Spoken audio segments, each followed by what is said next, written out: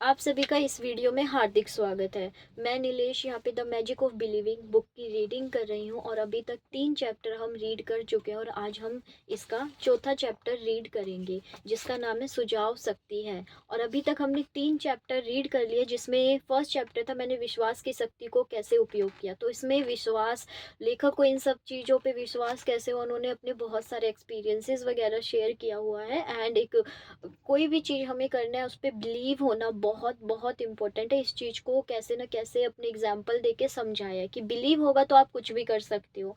And second chapter था mind stuff के प्रयोग, यानी कि इसमें जो हमारे माइंड स्टफ मतलब हमारे माइंड में जो चीज़ें होती है, विचार होते हैं, वही हमारा बाहरी आवरण बनाता है, वही हमारी रियलिटी बनाया है। इस चीज़ को अलग अलग एग्जाम्पल से, कुछ थ्योरी से, कुछ मतलब कि साइंस के जो प्रैक्टिकल वगैरह नहीं होते, ऐसे एग्जाम्पल देके इन्होंने मतलब कि लेखक ने समझाने की कोशिश की है।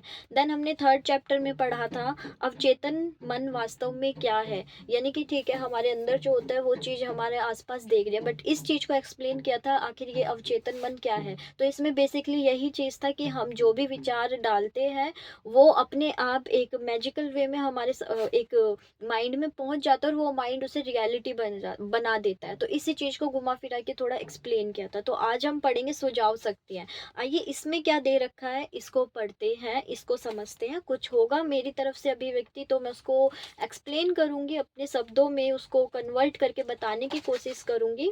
और अभी तक आपने ये 3 चैप्टर की रीडिंग नहीं देखी है तो जाइए प्लेलिस्ट सेक्शन में जाइए चैनल के और वहाँ से देखिए, वहाँ पर आपको सीरियल वाइज ये प्लेलिस्ट बनी दिख जाएगी। सो आइए देरी ना करते हुए सीधा हम स्टार्ट करते हैं।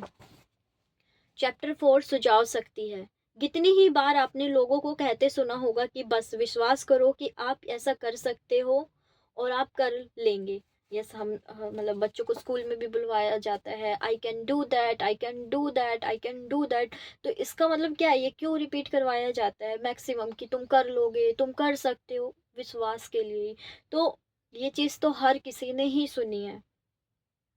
चाहे जो भी काम हो, यदि उसे इस विश्वास के साथ शुरू किया जाए कि आप उसे कर सकते हैं, तो आप उसे अच्छे तरीके से पूरा कर सकेंगे। Yes, no doubt.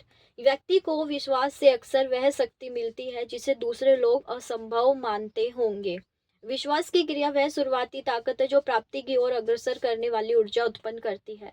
तो ये विश्वास की शक्ति को चैप्टर फर्स्ट में तो अपने एक्सपीरियंस के थ्रू बताया था कि उन्हें कैसे विश्वास हुआ। इसमें विश्वास को विश्वास पे ही बल दिया है चैप्टर के स्टार्टिंग में कि बिलीव से हम कुछ भी कर सकते हैं। चाहे वह फुटबॉल का खेल हो या युद्ध का मैदान या व्यवसायिक जगत का टकराव, नेतृत्व कहता है आओ साथियों हम उस उन्हें हरा सकते हैं। विश्वास से भरी वह तेज आवाज इतनी चुनौतीपूर्ण और उत्साहवर्धक होती है कि लहरों को सफलता की ओर मोड़ देती है, हार से जीत की ओर, और केवल इसलिए कि कोई प्रबल विश्वासी जानता था कि ऐसा किया जा सकता है। जहाज डूबने पर आप छिटककर पानी के नजदीक स्थित पथरीले किनारे तक पहुंच जाते हैं। एक क्षण को आप भयभीत हो सकते हैं कि आपका बचना आसान नहीं। अचानक आपको एहसास होता है कि आप बच सकते हैं या अपने को बचा सकते हैं। जिस क्षण यह एहसास होता है तभी से विश्वास आकार लेने लगता है और इसी विश्वास से आपको वह ताकत मिलती है जो आपकी सहायता करती है। यस, नो डाउट, ये हम सबके साथ ऐसा एक्सपीरियंस हुआ है जहाँ पे हमने बिलीव किया है, वही चीज़ हमारी लाइफ में हुई है। तो वही लेखक अपने शब्दों में बता रहे हैं, अपने एग्जाम्पल दे दे के बता रहे हैं, एक ही चीज़ को अलग अलग एग्जाम्पल से एक्सप्लेन कर रहे हैं। आप आग में घिरे हो सकते हैं, हर ओर लपटे और धुआं और उन्मत्त भय छाया है, तब यही ताकत जोर मारती है और आप बच सकते हैं। एमर्सन ने इसको समझते हुए कहा है कि कठिन परिस्थिति या आपात स्थिति में हमारा तुरंत कार्रवाई करना सबसे अच्छा रहता है।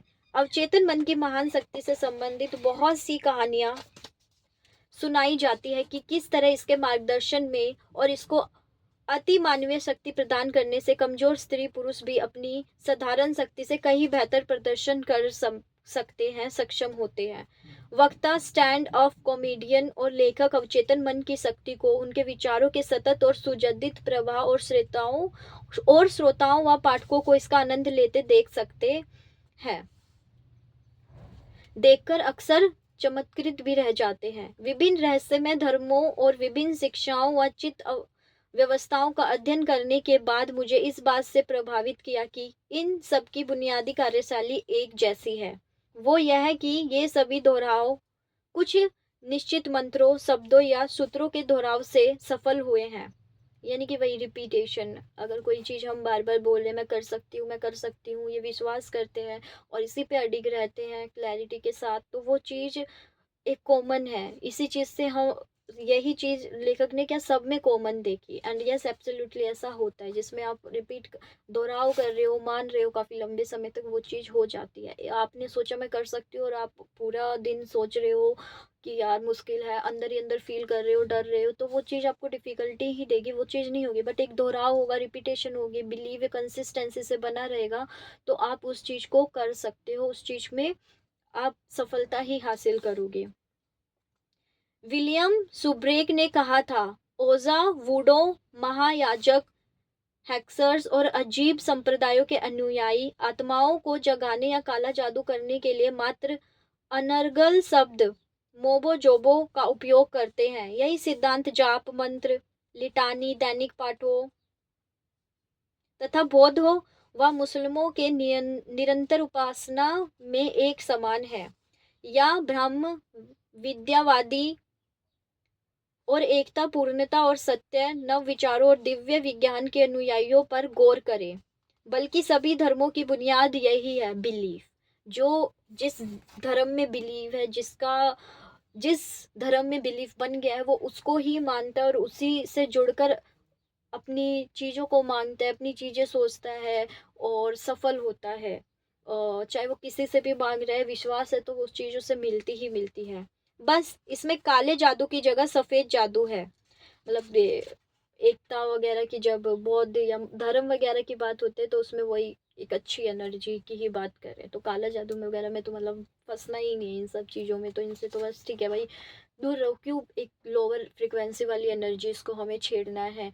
हम हायर डायमेंशंस की ओर बढ़ते हैं, हायर डायमेंशन से कनेक्ट होते हैं और अपनी लाइफ को हम हैप्पी, अपनी लाइफ में हम हैप्पीनेस अट्रैक्ट करने आए हैं, तो क्यों ना हम हैप्पीनेस की तरफ ही बढ़े। क्यों फालतू में इल्यूजन में आके हम काला जादू, लोअर एनर्जीज में जाए? इससे अच्छा है हम हायर ही बढ़े। हम हायर डायमेंशन से आए और हमें हायर डायमेंशंस की तरफ ही बढ़ना है, जिससे हम उस डिवाइन को प्राप्त कर सके, यूनिवर्स को समझ सके, हैप्पीनेस, पीस, प्रसन्नता, इन सब को महसूस कर सके। और यही हमारा रियल नेचर है। आगे खोज करने पर आपको संसार के सभी हिस्सों में प्राचीन मनुष्यों द्वारा ढोल या नगाड़े बजाने में यही सिद्धांत काम करता नजर आएगा। ये ध्वनि तरंगे इन कथित पुरातन लोगों की मानसिक प्रवृत्ति में समान कंपनों को उत्प्रेरित करती थी, जिससे वे इस हद तक उत्तेजित, उत्साहक व भावुक हो जाते थे, जिनसे वे मौत को भी धता बता देते थे।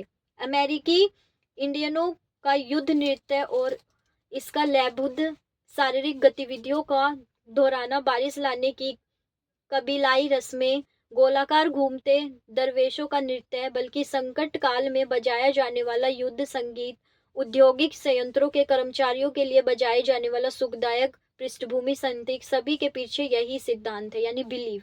आप मतलब बजाते हुए सोच रहे हो कि अच्छा ही हो रहा है, तो वो बिलीव बना हुआ है और होता, और ये होता भी है। इसमें हम इसको महसूस भी कर सकते हैं। तो ये लेखक ने अपने शब्दों में कुछ चीज़ों को, इस चीज़ों को थोड़ा डीपली समझाने के लिए अपनी मानसिकता दिखाई है यहाँ पे। पर हाँ, ये तो सच्चाई है कि जो साउंड्स वगैरह होती है, म्यूज़िक होता है, वो हमें हाई डायमेंशंस की तरफ ही लेके जाता है। और इस पे बिलीव होने कब लगता है? जब हम इन चीज़ों को करते हैं, तो वो बिलीव और ज़्यादा स्ट्रॉन्ग हो जाता है और हम इन चीज़ों से और ज़्यादा जुड़ते हैं फिर। अब आगे भी एग्जाम्पल दिए इन्होंने। और थियोस बर्नार्ड ने सन 1939 में प्रकाशित अपनी पुस्तक penthouse of the gods में कुछ दोहराए जाने वाले रहस्यमय जाप व प्रार्थनाओं से संबंधित दिलचस्प तथ्य बताए थे। यह लिखते समय उन्होंने दावा किया कि वे उच्च हिमालय स्थित तिब्बती रहस्यमय शहर ल्हासा में प्रवेश करने वाले पहले अंग्रेज व्यक्ति हैं। वहां के मठों में बुद्ध के अनुयायी लामा हजारों की संख्या में निवास करते हैं। यह पुस्तक पढ़ने पर आपको ज्ञात होगा कि लामा या साधु अपने शरीर की भौतिक इच्छाओं की पूर्ति या भोजन आदि बंद कर देते हैं तथा अपनी प्रार्थना चक्र घुमाते हुए हमेशा व निरंतर रहस्यमय जाप करते रहते हैं। बर्नार्ड ने बताया कि एक मंदिर में साधु दिन की शुरुआत से ही सारे दिन प्रार्थनाएं करने में गुजारते हैं। उनके जाप की निश्चित संख्या 1,08,000 होती है। ओके, उन्होंने यह भी बताया कि किस तरह उनके साथी लामा अतिरिक्त शक्ति पाने के लिए निश्चित संख्या में जाप किया करते थे। तो रिपीटेशन, जाप, इन सब में बिलीव है, तो वही चीज वो बता रहे कि जाप करते थे और मैक्सिमम पीपल वहाँ के वही कर रहे थे। सभी धर्मों, संप्रदायों, व्यवसायों में स्पष्ट निर्धारित रस्में होती है जिसमें कुछ शब्द रहस्यमय या दूसरे प्रकार को दोहराने की महत्वपूर्ण भूमिका होती है, और यही हमें सुझाव के नियम से रूबरू कराता है। इसकी परिचालन शक्ति एक सीमा के भीतर अप्रत्याशित परिणाम उत्पन्न करने में सक्षम है।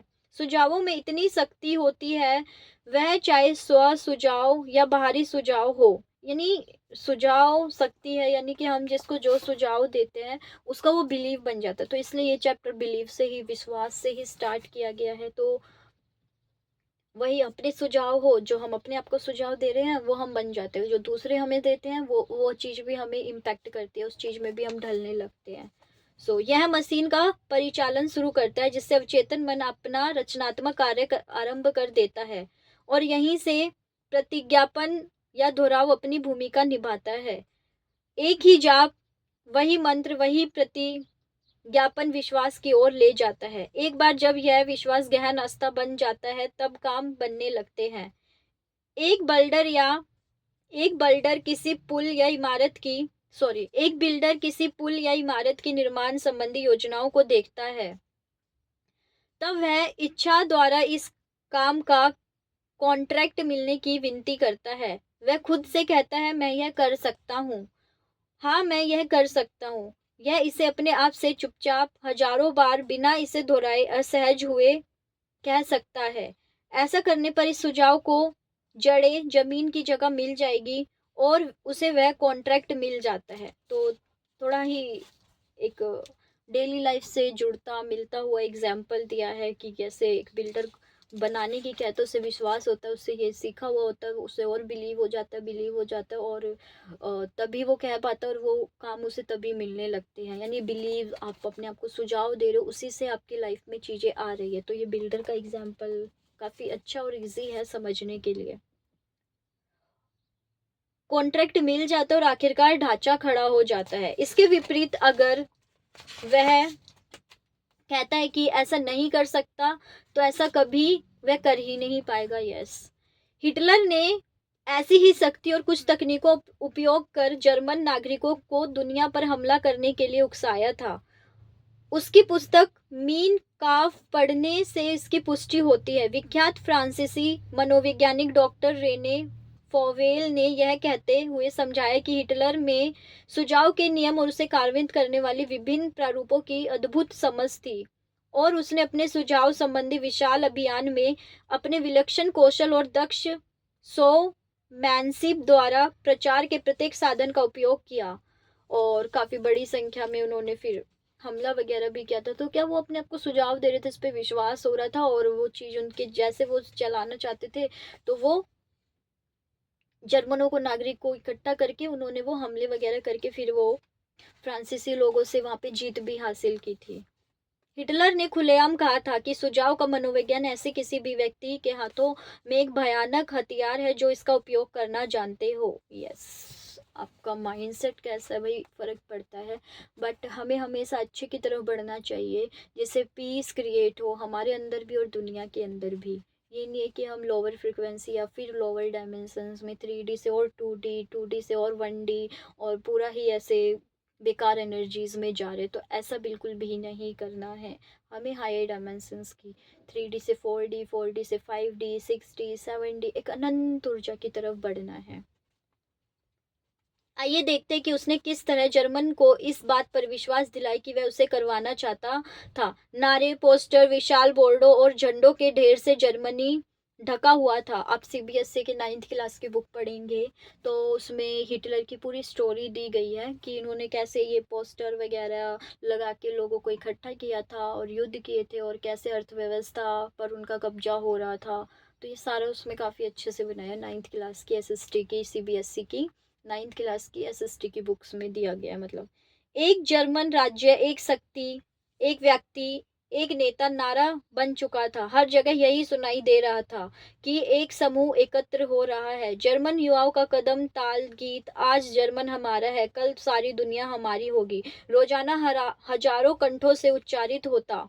जर्मन ने बहुत इंतजार किया है। उठे खड़े हो, आप तृतीय जर्मन राज्य के कुलीन हैं। जर्मनी बहादुर हिटलर के पीछे है। आप ऐसे ही सैकड़ों अन्य नारे विशाल बोर्डों, इमारतों, रेडियो और फ्रेंच के माध्यम से चौबीसों घंटे बम की तरह बिखरते रहते।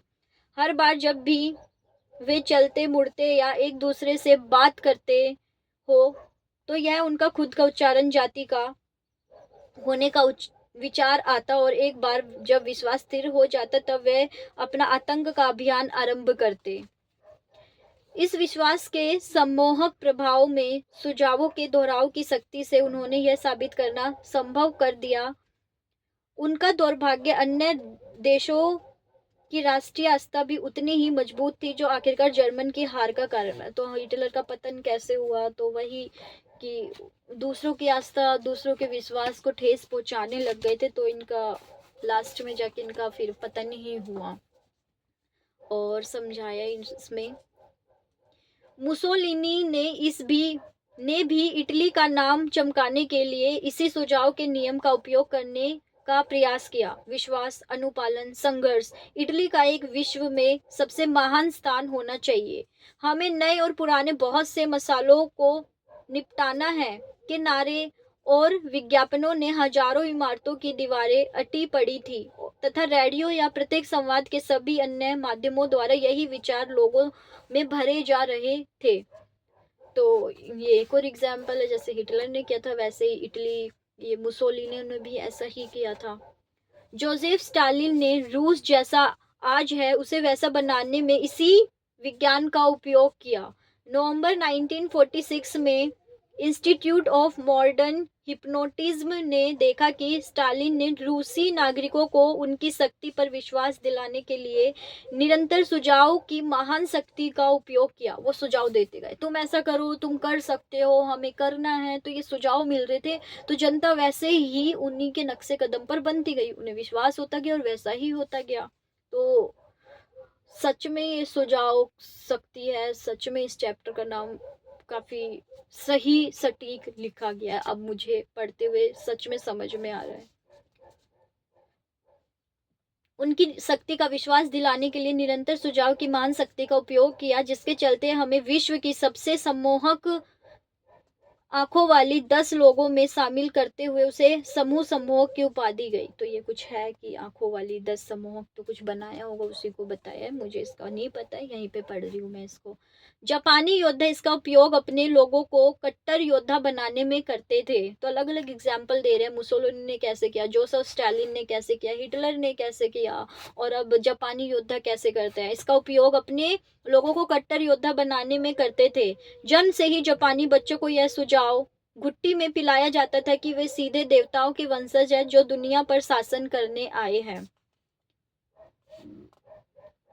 वे इसी को पूछते, दोहराते व विश्वास करते थे, लेकिन पुनः इसका गलत ढंग से उपयोग किया गया। तो आप गलत सही कैसे कर रहे हो, ये तो जैसा मतलब आप सुझाव जो मानोगे उसी पे डिपेंड करता है कि आप किस संगति में, वही संगति का असर पड़ता है। तो वही आप किसके सुझाव मान रहे हो, ये भी बहुत मैटर करता है। तो आपको अपने अंदर की आवाज़ सुननी, अपने अंदर के सुझाव मानने, उस डिवाइन से कनेक्ट होकर। यहाँ मैं अपनी तरफ से ये पक्का कहना चाहूँगी कि डिवाइन से कनेक्ट हो जाओ। उनसे जो सुझाव मिलेंगे वो आपके अंदर आएंगे, आपकी सोल की जर्नी स्टार्ट होगी और वहाँ से आप बहुत फ्री होते जाओगे चीज़ों से। तो आपको अपने अंदर की पावर को समझना है एट द एंड, अपने अंदर के सुझाव मानने, अपने अंदर के इंट्यूशंस मानने हैं। रूस जापान युद्ध के 44वें वर्षों बाद जापानियों ने जापान के शुरुआती आत्मघाती लड़ाके और महान हीरो नौसेना के वारंट ऑफिसर मंगोशीशी सुगोनो को अमर घोषित किया। उनकी स्मृति में हजारों मूर्तियां स्थापित की गई। उनसे संबंधित गीतों व कहानियों को दोहराकर युवा निपोनीस को यह विश्वास करना सिखाया गया कि वीरगति पाने का सबसे अच्छा और कोई उदाहरण नहीं है। लाखों लोगों ने इस पर भरोसा किया और युद्ध के दौरान उनमें से हजारों कामिकाजे विमान चालक के रूप में मारे गए, जबकि सुगोनो, जिसके बारे में माना जाता था कि वो पोर्ट ऑर्थर पर रूसी सेना को रोकने के दौरान जहाज के साथ डूब गए थे, कि मौत युद्ध में नहीं हुई थी। उन्हें एक चीनी नौका से बचा लिया गया था, लेकिन जब उन्हें पता चला कि लोग उन्हें महान शहीद मानकर उनकी प्रशंसा कर रहे हैं, तो उन्होंने छपे रहने और मंचूरियों में गुमनाम रहने का फैसला किया। यानी जो उनको सुझाव दिया गया था उनको वैसा ही चाहिए था, तो वो अब इन्होंने ऐसे करना, ये वाली चीज कर दी। हालांकि वे जीवित व पूर्णतः स्वस्थ थे, लेकिन युवा निपोनीस के कानों में यही बात डाली जाती रही कि मरने के लिए सुगोनों से अच्छा कोई तरीका नहीं है। यह भयानक, हठपूर्ण और गहन स्थापित विश्वास, जो हालांकि पूर्णतः कल्पित कहानियों पर आधारित था, ने युद्ध के दौरान हजारों जापानियों के खुद का जीवन दांव पर लगाने का कारण बना। आखिरकार नवंबर 1946 में टोक्यो के एसोसिएटेड प्रेस ने बताया कि किस तरह इन इतने वर्षों बाद उन्हें खोजा गया और वे घर वापस लौटे। तो कितना बड़ा इम्पैक्ट पड़ा कि उन्होंने ऐसे कर दिया, और क्योंकि वो वैसा चाहते थे। अमेरिकी भी प्रथम विश्व युद्ध के बहुत समय पूर्व से ही सुझाव के अधीन थे, और एनआरए योजना के अंतर्गत जनरल ह्यूग जॉनसन के मार्गदर्शन में बड़े पैमाने पर एक बार फिर यही किया। द्वितीय विश्व युद्ध में हमें निरंतर यही बताया जाता रहा कि जर्मनी और जापान को हराना आवश्यक है। तो फॉरेन ऑथर है, तो फॉरेन वाले एग्जाम्पल ही, विदेशी एग्जाम्पल, विदेशी स्टोरियों के ही एग्जाम्पल दिए गए हैं। द्वितीय विश्व युद्ध में हमें निरंतर यही बताया जाता रहा, जर्मनी और जापान को हराना आवश्यक है। इस विचार के निरंतर ठहराव से इस विचार ने प्रत्येक व्यक्ति की सोच को कुंठित कर दिया, और पूरे समूह का मन एक निश्चित प्रारूप में ढल गया कि इस युद्ध को अनिवार्य रूप से जीतना होगा। जैसे कि एक लेखक ने कठोरता पूर्वक कहा, युद्ध में फूट की आवाजें देशद्रोह की आवाज बन जाती है। एक बार फिर हम विचारों के दोहराव की भयानक शक्ति को देखते हैं। यह हमारी शासक है, और हम वही करते हैं जैसा इसका आदेश होता है।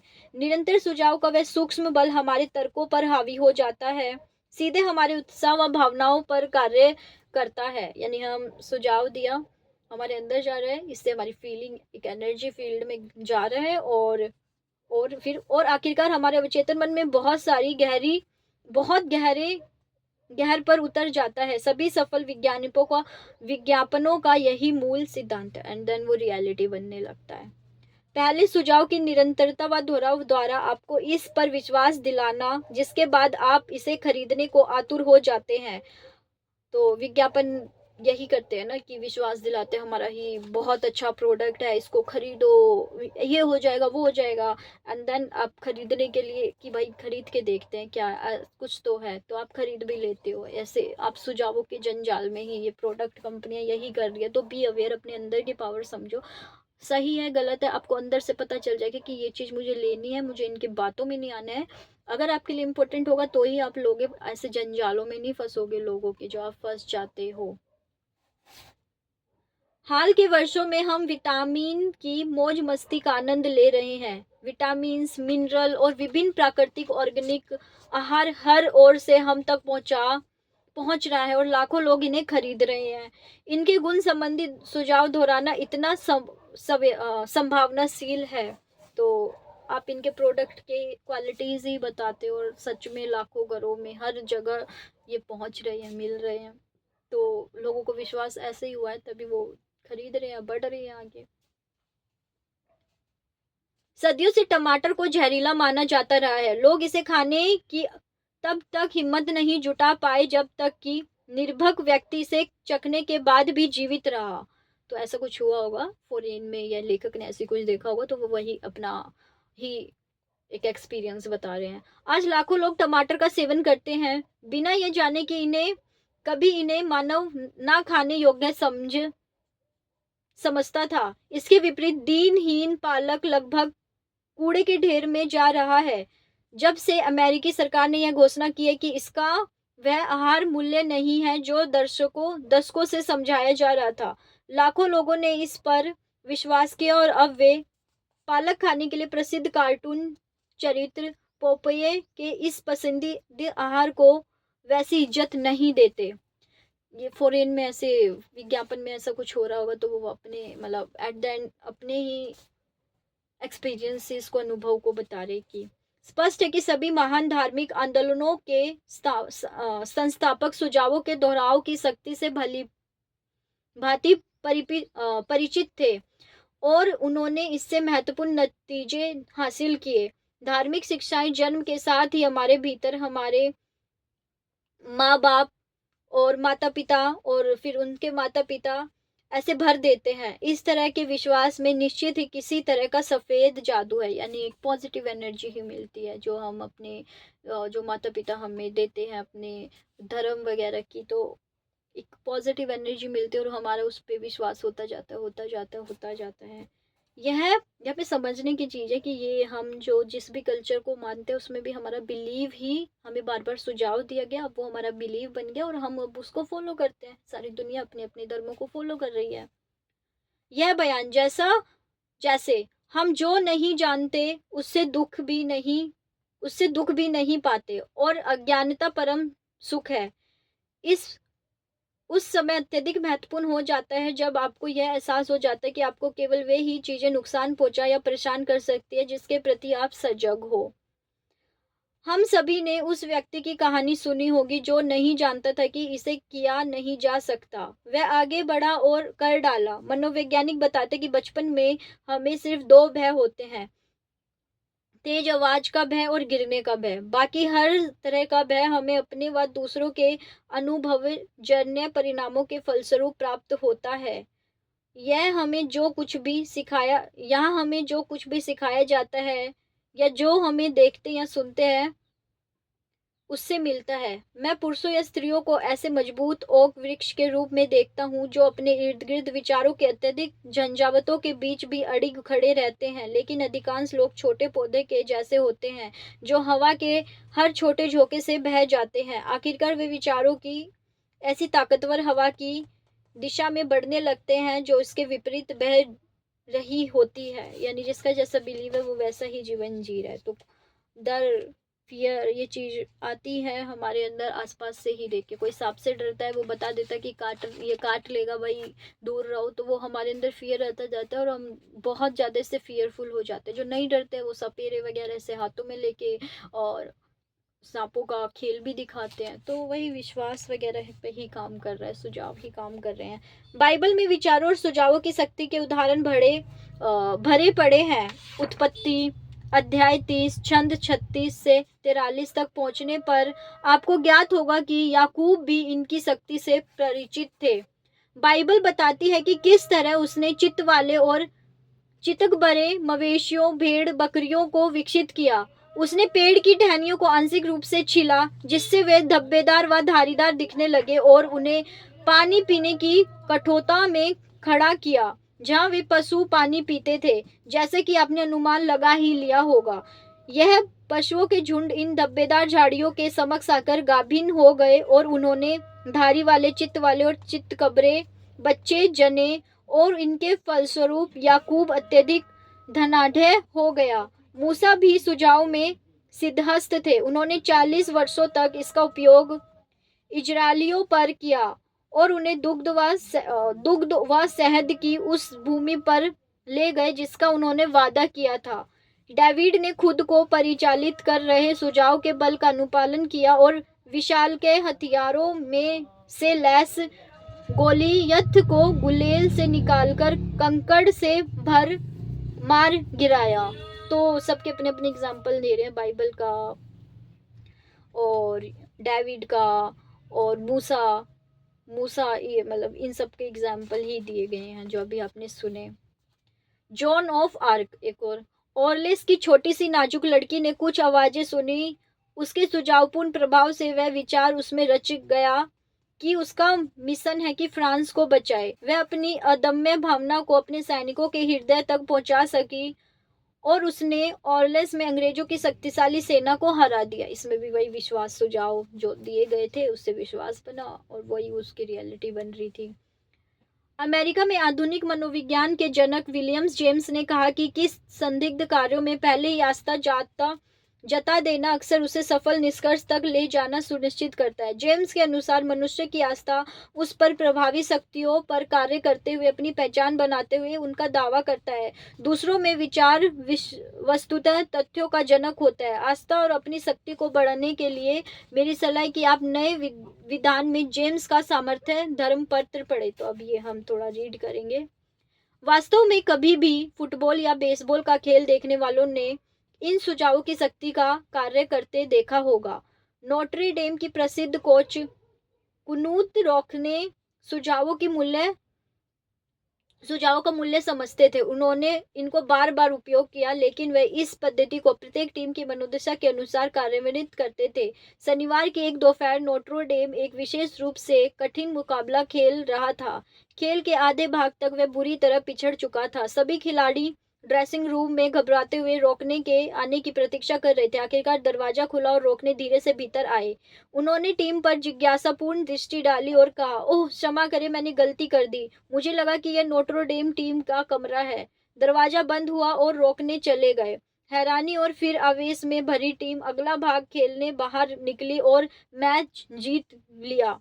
अन्य लेखकों ने भी रोकने द्वारा उपयोग किए गए वैज्ञानिक तरीके के बारे में लिखा और यह भी बताया कि किस तरह मसीगन के फील्डिंग योस्ट, वैंडरबिल्ट के डॉन मैकेविन, प्रिंसटन के हर्बर्ट किस्लर और दर्जनों अन्य लोगों ने सुझाव के जादू के उपयोग अपनी टीम की अत्यधिक भावनात्मक ऊंचाई तक पहुंचाने में किया। तो यही कैसे उन्होंने एक सुझाव दिया, विश्वास दिलाया और वही फिर जीत हासिल की। तो वैसे अलग अलग एग्जाम्पल दिए हैं रोकने के बाद। वैंडरबिल्ट के डॉन मैकेव, प्रिंसटन, हर्बर्ट क्रिस्टल, ये थोड़े अंग्रेजी नाम है तो उनके एग्जाम्पल दिए गए हैं। सन 1934 में रोज बाउल खेल के पूर्व सयाने टिप्सटर कोलंबिया की टीम को कमजोर बता रहे थे। उन्होंने कोच लाउ लिटिन की अपनी टीम के साथ रोजाना की जाने वाली उकसाऊ वार्ता पर ध्यान नहीं दिया। खेल के अंतिम सीटी बजने तक कोलंबियाई खिलाड़ी अपने से बेहतर स्टैनफोर्ड टीम को पछाड़ चुके थे, क्योंकि उन्होंने विश्वास ही नहीं किया, वो जीत गए। सन 1934 में पश्चिम में दबे हुए सन 1935 में पश्चिम में देखे गए सबसे बड़े उलटफेर वाले खेल में गोजेंगा विश्वविद्यालय ने दमदार वॉशिंगटन स्टेट टीम को 13-6 से हराया। गोजेंगा चर्चा में भी नहीं थी, जबकि वॉशिंगटन स्टेट टीम को अपने शानदार रिकॉर्ड के कारण अपराजय माना जा रहा था। उस समय के अखबारों में रिपोर्ट थी कि सहायक कोच सैम डागले ने कहा कि गोजेंगा ने प्रेरणादायी फुटबॉल खेली। उन्होंने बताया कि खेल आरंभ होने के बाद घंटा पहले कोच माइक प्रोकोविच ने रोकने की एक सबसे उत्प्रेरक उत्साहपूर्ण वार्ता का फोनोग्राफ रिकॉर्ड बार बार चलाया था। कई वर्ष पूर्व डेट्रॉयट टाइगर्स के मिकी कोचरेन ने वस्तुतः दूसरे दर्जे की मानसिकता वाले बेसबॉल खिलाड़ियों को अमेरिकन लीग में शीर्ष तक पहुंचाने में सुझाव दोहराने की शक्ति का उपयोग किया। मैं एक अखबार की खबर बताता हूँ। दिन प्रतिदिन उत्साहपूर्व व कड़ी मेहनत करने वाले ने जीत का मंत्र दिया, जिसमें टाइगर्स को यह सतत विचार दिया कि जीतने वाली टीम को आगे बढ़ना होगा। तो अभी पहले वो अपने धर्म वगैरह, आस्था वगैरह की एग्जाम्पल दे रहे थे, तो अब वो स्पोर्ट्स कंटेंट पे आगे उसके एग्जाम्पल दे रहे हैं, उन लोगों के एग्जाम्पल बता रहे हैं।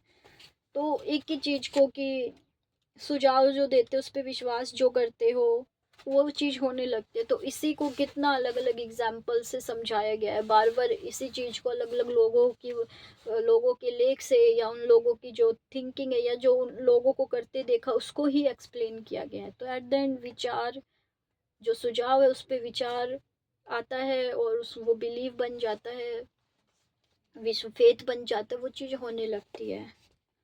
तो आगे और एग्जाम्पल पढ़ते हैं इनके। बाकी मेरे को तो विश्वास हो ही गया है, बट फिर भी चैप्टर तो कंप्लीट करना ही है, तो रीडिंग करते हैं। आप इसी शक्ति को शेयर बाजार के उतार चढ़ाव, अब शेयर बाजार पर भी आए, उतार चढ़ाव में सक्रिय रूप से कार्य करता देख सकते हैं। बुरी खबर फौरन भाव गिरा देती है और अच्छी खबर,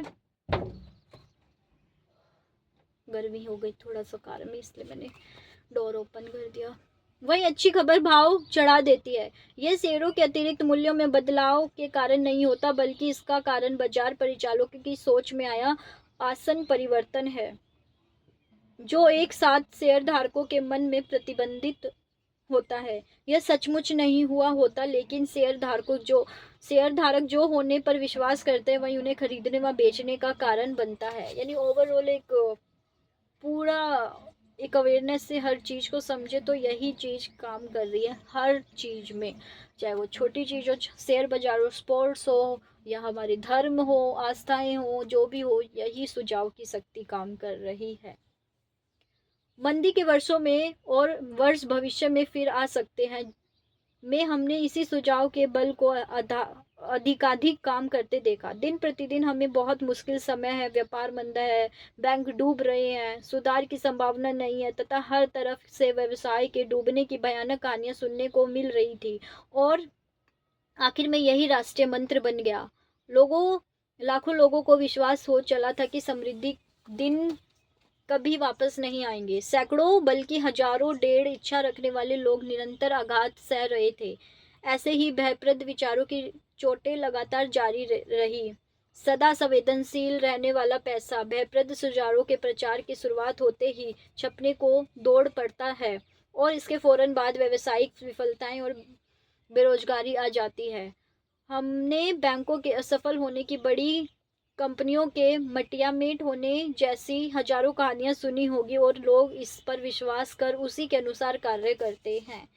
तो यह सुझाव अच्छा देना चाहिए, पॉजिटिव देना चाहिए, तो ओवरऑल पूरा ही रास्ते पर फर्क पड़ रहा है। देखो जैसा लोगों को दिखाया जा रहा है वैसा ही होने लगता है, फिर लोगों को लगता है ये सिचुएशन हो रही है, बताया जाए, पर लोगों को और बिलीव हो जाता है, फिर और होता है, और बिलीव हो जाता है। तो यार चाहे टीवी पे तो हमें अच्छी चीज़ें देखनी चाहिए, यहाँ पे मतलब एक लर्निंग ले सकते हैं कि टीवी पर अच्छी चीज़ें देखनी चाहिए, अच्छी चीज़ें सुननी चाहिए, अच्छी चीज़ों पर ही बिलीव करना चाहिए, उन चीज़ों पर जो हमें हायर एनर्जीज की, समृद्धि की तरफ ले जाए, प्रसन्नता की तरफ ले जाए, खुशियों की तरफ ले जाए, लव की तरफ ले जाए। ऐसी एग्जाम्पल, ऐसी स्टोरीज देखनी चाहिए, क्योंकि जैसा आप देखोगे उस पर आपका सुझाव बनेगा, और वो सुझाव कब बिलीव पे बन जाएगा और वैसा ही होने लगेगा, आपको पता भी नहीं चलेगा। तो अवेयरनेस लाओ यार, आप क्या गेन कर रहे हो, कौन सी नॉलेज गेन कर रहे हो, कौन सा कंटेंट देख रहे हो यूट्यूब पर, टीवी में, सोशल मीडिया पर, इंस्टाग्राम पर, फेसबुक पर, इस चीज़ का बहुत बड़ा, बहुत बहुत बड़ा फ़र्क पड़ता है। तो be aware, take your responsibility कि भाई आपको अच्छे विचार लेने, अच्छी चीज़ों को फॉलो करना है,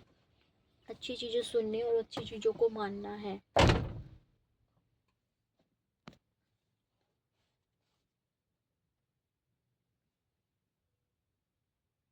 व्यापारिक मंदी फिर कभी ना आए अगर लोग यह समझ सके कि इस कठिन समय का निर्माण वस्तुतः खुद उनके भयपूर्ण विचारों से होता है। जैसे वो अंदर से थे वही बाहर देखने को मिल रहा था, जैसे हम अंदर से होते हैं वही बाहर देखने को मिलता है। डर है तो डर वाली सिचुएशंस देखने को मिलेगी, प्रेम है तो प्रेम वाली सिचुएशंस देखने को मिलेगी, और यही सत्य है, यही अवेयरनेस है, यही अब जब आप परमात्मा से जुड़ते हो तो यही ज्ञान आपको और भर भर के मिलने लगता है, और आप पीस, ग्रेटिट्यूड, लव, इन सब फीलिंग्स की तरफ बढ़ने लगते हो, coverage and abundance and happiness, इन ऐसे ऐसे ऐसे ऐसे ऐसे आपका कॉन्शियसनेस उठने लगती है। वे बुरे समय के बारे में सोचते रहते हैं और बुरा समय आ जाता है। यही युद्ध के साथ भी हुआ, जब दुनिया भर के लोग मंदी या युद्ध के बारे में सोचना बंद कर देंगे तो इसका अस्तित्व समाप्त हो जाएगा। सच में मैं तो चाहती हूँ ये बॉर्डरों पे भी जो लड़ाइयाँ वगैरह होती है यार, सब जो भी आप वीडियो को देख रहे हैं यार, एक थॉट तो दीजिए कि सब अच्छे से दुनियादारी चल रही है, सबका काम अच्छे से हो रहा है, बहुत देश देश विदेशों विदेशों में प्रेम पूर्वक संबंध है, और आर्मी हमेशा सुरक्षित रहती है, और उनका काम बहुत आसान होता है। और इस टाइप के थोड़े अच्छे से थॉट्स देना स्टार्ट कीजिए, और इससे बहुत ऐसे फ़ायदा मिलने वाला है देश को। तो ये भाई शहीद होते हैं, बॉर्डर पे गए तो शहीद तो होंगे, तो वो थॉट्स को यार रिजेक्ट करो अपने अंदर से, और पॉजिटिविटी, ब्लेसिंग्स दो कि वहाँ बॉर्डरों पे शांति स्थापित हो, लोगों को सद्बुद्धि आए, लोगों का आत्मज्ञान बढ़े, लोग परमात्मा से जुड़े, उस परम शक्ति से जुड़े, लोगों का विकास हो। ऐसे आप ब्लेसिंग्स दे सकते हो, उनके लिए प्रेयर कर सकते हो, या ये सुझाव दे सकते हो लोगों के, बस सब अच्छा होगा। कोई नहीं, बॉर्डर पे गया है, देश की सेवा करेंगे और पर वहाँ पे सुरक्षित रहेंगे, बस वो कार्य जो चल रहा है उसको देख रेख ही करने गए हैं। मतलब ये थोड़ा सा सहज होना पड़ेगा हमें अपने साथ, और सबको अच्छे सुझाव देने पड़ेंगे, तो अच्छा ही देखने को मिलेगा। दिन प्रतिदिन इतनी न्यूज़ेस वगैरह बुरी बुरी देखते हैं तो काफ़ी इम्पेक्ट पड़ता है। वहाँ से थोड़ा सा हटो और अपने जीवन को सकारात्मकता से भरो यार, अच्छे सुझावों से भरो और अच्छी चीज़ों पे विश्वास करो, उन चीज़ों पे जो आपको हायर डायमेंशंस की तरफ ले जाए। तो बार बार यही चीज़ को समझना बहुत इम्पोर्टेंट हो जाता है।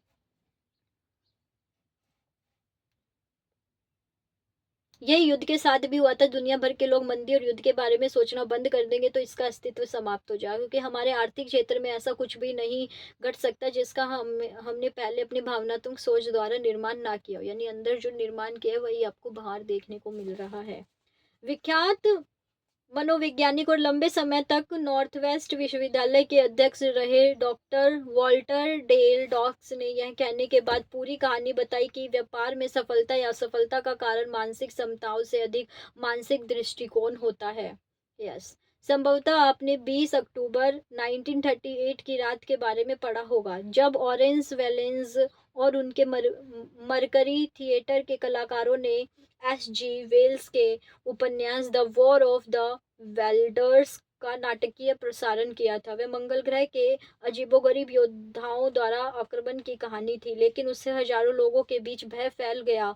कुछ लोग घरों में बाहर निकल आए, पुलिस थाने को घेर लिया और पूर्वी टेलीफोन एक्सचेंज को रोक दिया गया।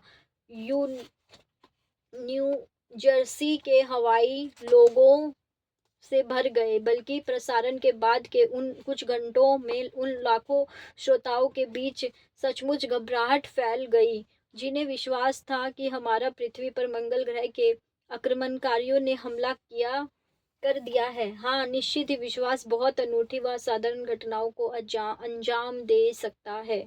दुनिया भर में सभी मनुष्य एक जैसे हैं, सभी एक जैसी भावनाओं एक जैसे प्रभावों व एक जैसे कंपनों के अधीन होते हैं, और बड़ा व्यवसाय गांव शहर देश व्यक्तियों का मात्र ऐसा समूह है जो अपने विचार या विश्वास से परिचालित होते हैं। कहीं पर कोई आस्थाएं होती है जहाँ पे, मतलब हरियाणा एक स्टेट हो गया, लड़कियों को बाहर नहीं निकलना है, लड़कियां असुरक्षित रहती है, तो हरियाणा में ऐसा ही आज, मतलब अभी तक ये चीजें बनी हुई है। इसको चेंज, वो सुझाव ही दिए गए हैं कि भाई अंदर रहो, बाहर खतरा है, ये है वो है। तो जो वहाँ की जनरेशन थी वही सीखा और वही चीज़ अपनी जो वुमेन्स थी उन पे अप्लाई किया, और वही आज तक वो चीज़ को फेस कर रहे हैं। जो थॉट उन्होंने सुझाव सुने थे वही चीज़ वहीं पे चल रही है। तो हरियाणा में ऐसे बना हुआ है, अदर स्टेट्स का सोचोगे तो यही बना हुआ है। जहाँ पे जो बिलीव है, कहीं पर ऐसा भी है कि जो दिल्ली है, यूपी साइड है, नोएडा वगैरह, उसमें लड़कियां बहुत ऐसे फ्रीली घूमती है, क्योंकि वहाँ की ओवरऑल कॉन्सेप्चुअल या पूरा ओवरऑल हम देखें तो ऐसी थिंकिंग नहीं है। वहाँ पे सोचा कि भाई सब चलता है, आराम से चलता है, वहाँ पे वैसा हो रहा है, सुरक्षित भी रहते हैं।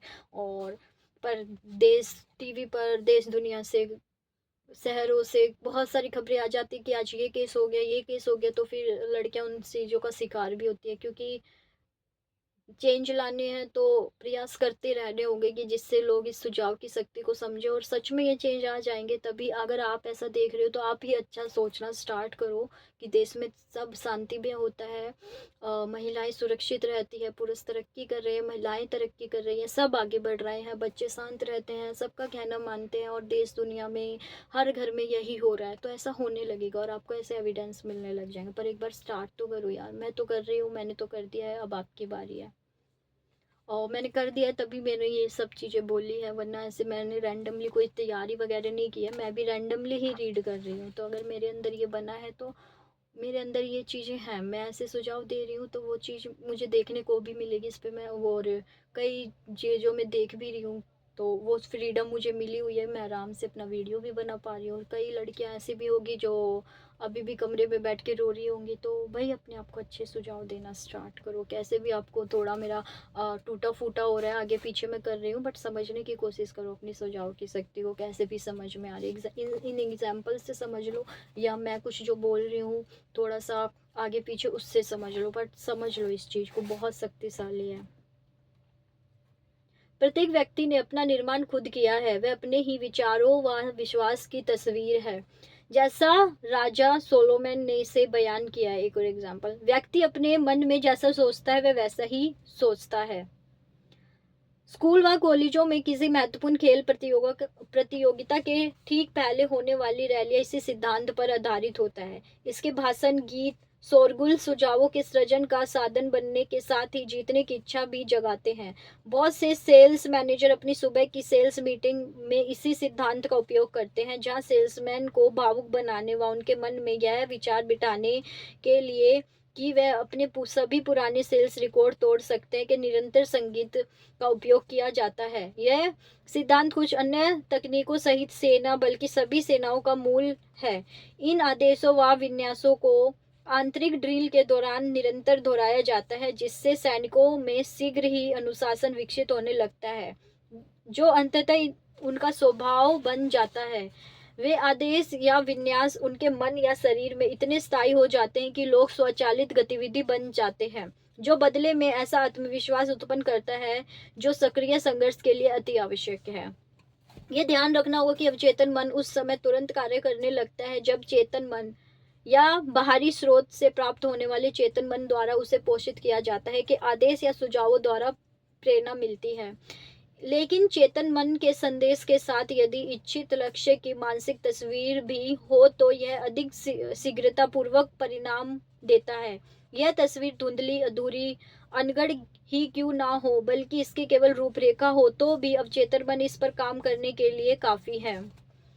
और यह बात हमें गिरजाघरों तथा अन्य गुप्त संप्रदायों के नाटकीय वातावरण में होने वाले अनुष्ठानों व समारोहों तक ले जाती है, यानी सेलिब्रेशन तक, जिनमें से सभी को इस तरह बनाया जाता है कि इसमें लोगों की भावनाएं आकृष्ट करने के साथ ही उनके मन में रहस्यमय तस्वीर भी तैयार कर सके।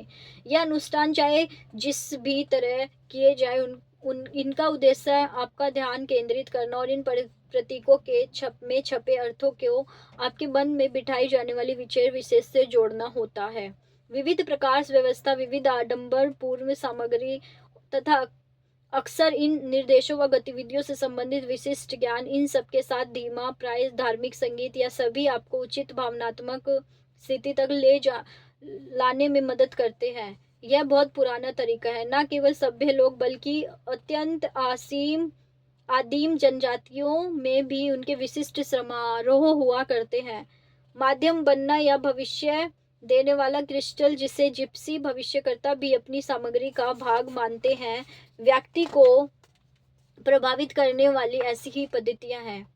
इस वातावरण के अभाव में जो हमारे चेतन मन को निर्दालु बनाते हुए हमें अस्थायी निद्रावस्था में ले जाए, तब तक हमें विश्वास दिलाना इतना आसान नहीं होता है, क्योंकि रहस्यमय और चमत्कारिक लालसा को पूर्णतः संतुष्ट करने की हमारी इच्छा अक्सर अपने आप में इतनी बलवान नहीं होती कि किसी धारणा को अनुमति दे सके। यह बात किसी धर्म विरोधी विचार से नहीं कही जा रही है। इसका उद्देश्य जन समूह को आकर्षित करने के लिए ऐतिहासिक पद्धति की तस्वीर प्रस्तुत करना है। तो भाई भड़कना नहीं है यहाँ पे, जो भी आप सुन रहे हो वो बस समझाने के लिए कि ऐसा ही होता है।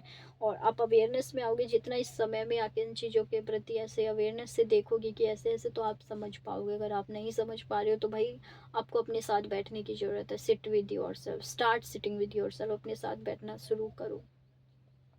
लोगों की भावनाएं जागृत करने के लिए पहला कदम नाटकीयता द्वारा रिझाना होता है। फिर चाहे इसका उद्देश्य कुछ भी हो, उनकी भावनात्मक रुचि को जगाने और कार्यशील करने से उनके तार्किक मन तक पहुंचने का मार्ग तैयार हो जाता है। क्या एमी सैम्पेल मैकफेरसन अपनी नाटकीय शक्ति की शानदार समझ के बिना अपनी लंबी व सफेद पोशाक और मनोहर सुनहरे भूरे बालों द्वारा आत्माओं को बचाने का साथ ही उपचार करने का महान कार्य कर सकती थी? नो, यह इसलिए हैरानी की बात है क्योंकि जब बात सोमेनशिप, बेहतर प्रदर्शन और स्पष्ट प्रभावकारिता की होती है तो बिली सैंडे अपने बेहतरीन टेबल स्लाइडिंग करतब में भी एमी की तुलना से नौसाखियां लगते हैं। एमी अपनी पूरी चालाकी और मंच समायोजन के साथ सबसे गंभीर प्रदर्शन करती थी और उसमें उनके अनुयायियों ने कम से कम प्रशांत तट पर घोषणा की कि एमी को जो परिणाम हासिल हुए वे वास्तविक और स्थायी है। श्रीमती मैकफेरसन इससे अप्रभावित रही क्योंकि उनके अनुयायी बहुत गंभीर थे। उन्हें इनके कार्य तथा उनकी शिक्षाओं परिणामों में इसका विश्वास था। तो यही बात महत्वपूर्ण रखती है। तो वही एग्जाम्पल दे रहे हैं, जो जिसमें बिलीव करता है वो उसके लिए हो रही थी, जो नहीं करता वो अपना अलग मान रहा था।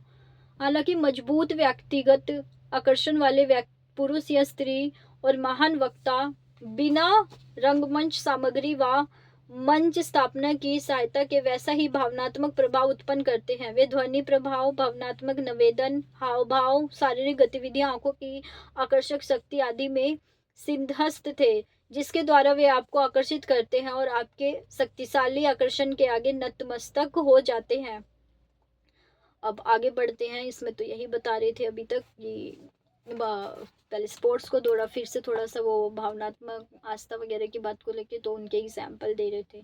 चलिए हम रक्षा सूत्र, यंत्र, ताबीज, भाग्यशाली नग, 4 फूलों वाली लौंग, घोड़े की पुरानी नाल, खरगोश का पांव और अनगिनत अन्य सस्ते आभूषणों पर हजारों लोग विश्वास करते हैं।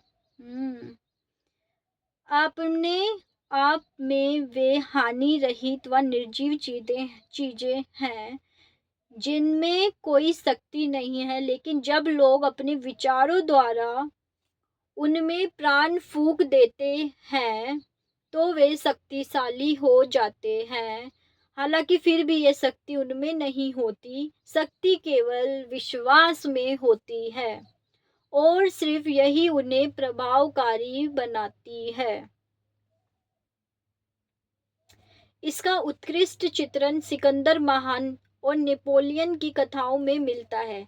सिकंदर के समय में एक भविष्यवक्ता ने घोषणा की कि जो भी गॉइडियन की गांठ खोल देगा वह पूरे एशिया का शासक बनेगा। सिकंदर ने अपनी तलवार के एक वार से उस गांठ को काट दिया और सर्वोत्तम ऊंचाई व शक्ति तक पहुंचा। नेपोलियन को बचपन में एक सितारा नीलिम इस भविष्यवाणी के साथ दिया गया था कि वह उसके लिए सौभाग्य लाएगा और एक दिन वह सम्राट बनेगा। क्या इस भविष्यवाणी में अत्यधिक विश्वास ने ही उस महान व्यक्ति को फ्रांस का सम्राट बनाया? वे और सिकंदर इससे महान बन सके क्योंकि उनका विश्वास अति असाधारण था, बहुत ज्यादा विश्वास था। यानी एक चटका या टूटा शीशा तब तक आपके दुर्भाग्य का कारण नहीं बन सकता जब तक आप उस पर विश्वास ना करो। मानते ना, शीशा टूट गया शुभ होगा, बट आपका बिलीव है तो होगा, नहीं है तो कुछ भी नहीं होगा भाई, कुछ भी नहीं होता। जब तक आपको विश्वास पोषित व पल्वित होता रहेगा और आपके आंतरिक स्वत्व को हिस्सा बना रहेगा, वह आपके दुर्भाग्य का कारण बनेगा, क्योंकि अवचेतन मन हर उस चीज को वास्तविक बना देता है जिस पर उसे विश्वास होता है। अवचेतन मन हर उस चीज को वास्तविक बना देता है जिस पर उसे विश्वास होता है। एक बार और सुन लीजिए, अवचेतन मन हर उस चीज को वास्तविक बना देता है जिस पर उसका विश्वास होता है। बहुत समझने वाली बात है ये। सो अभी थोड़ा सा 4, 5, 6, 7 पेजेस और बचे हुए हैं तो थोड़ा फास्टली रीडिंग करते हैं।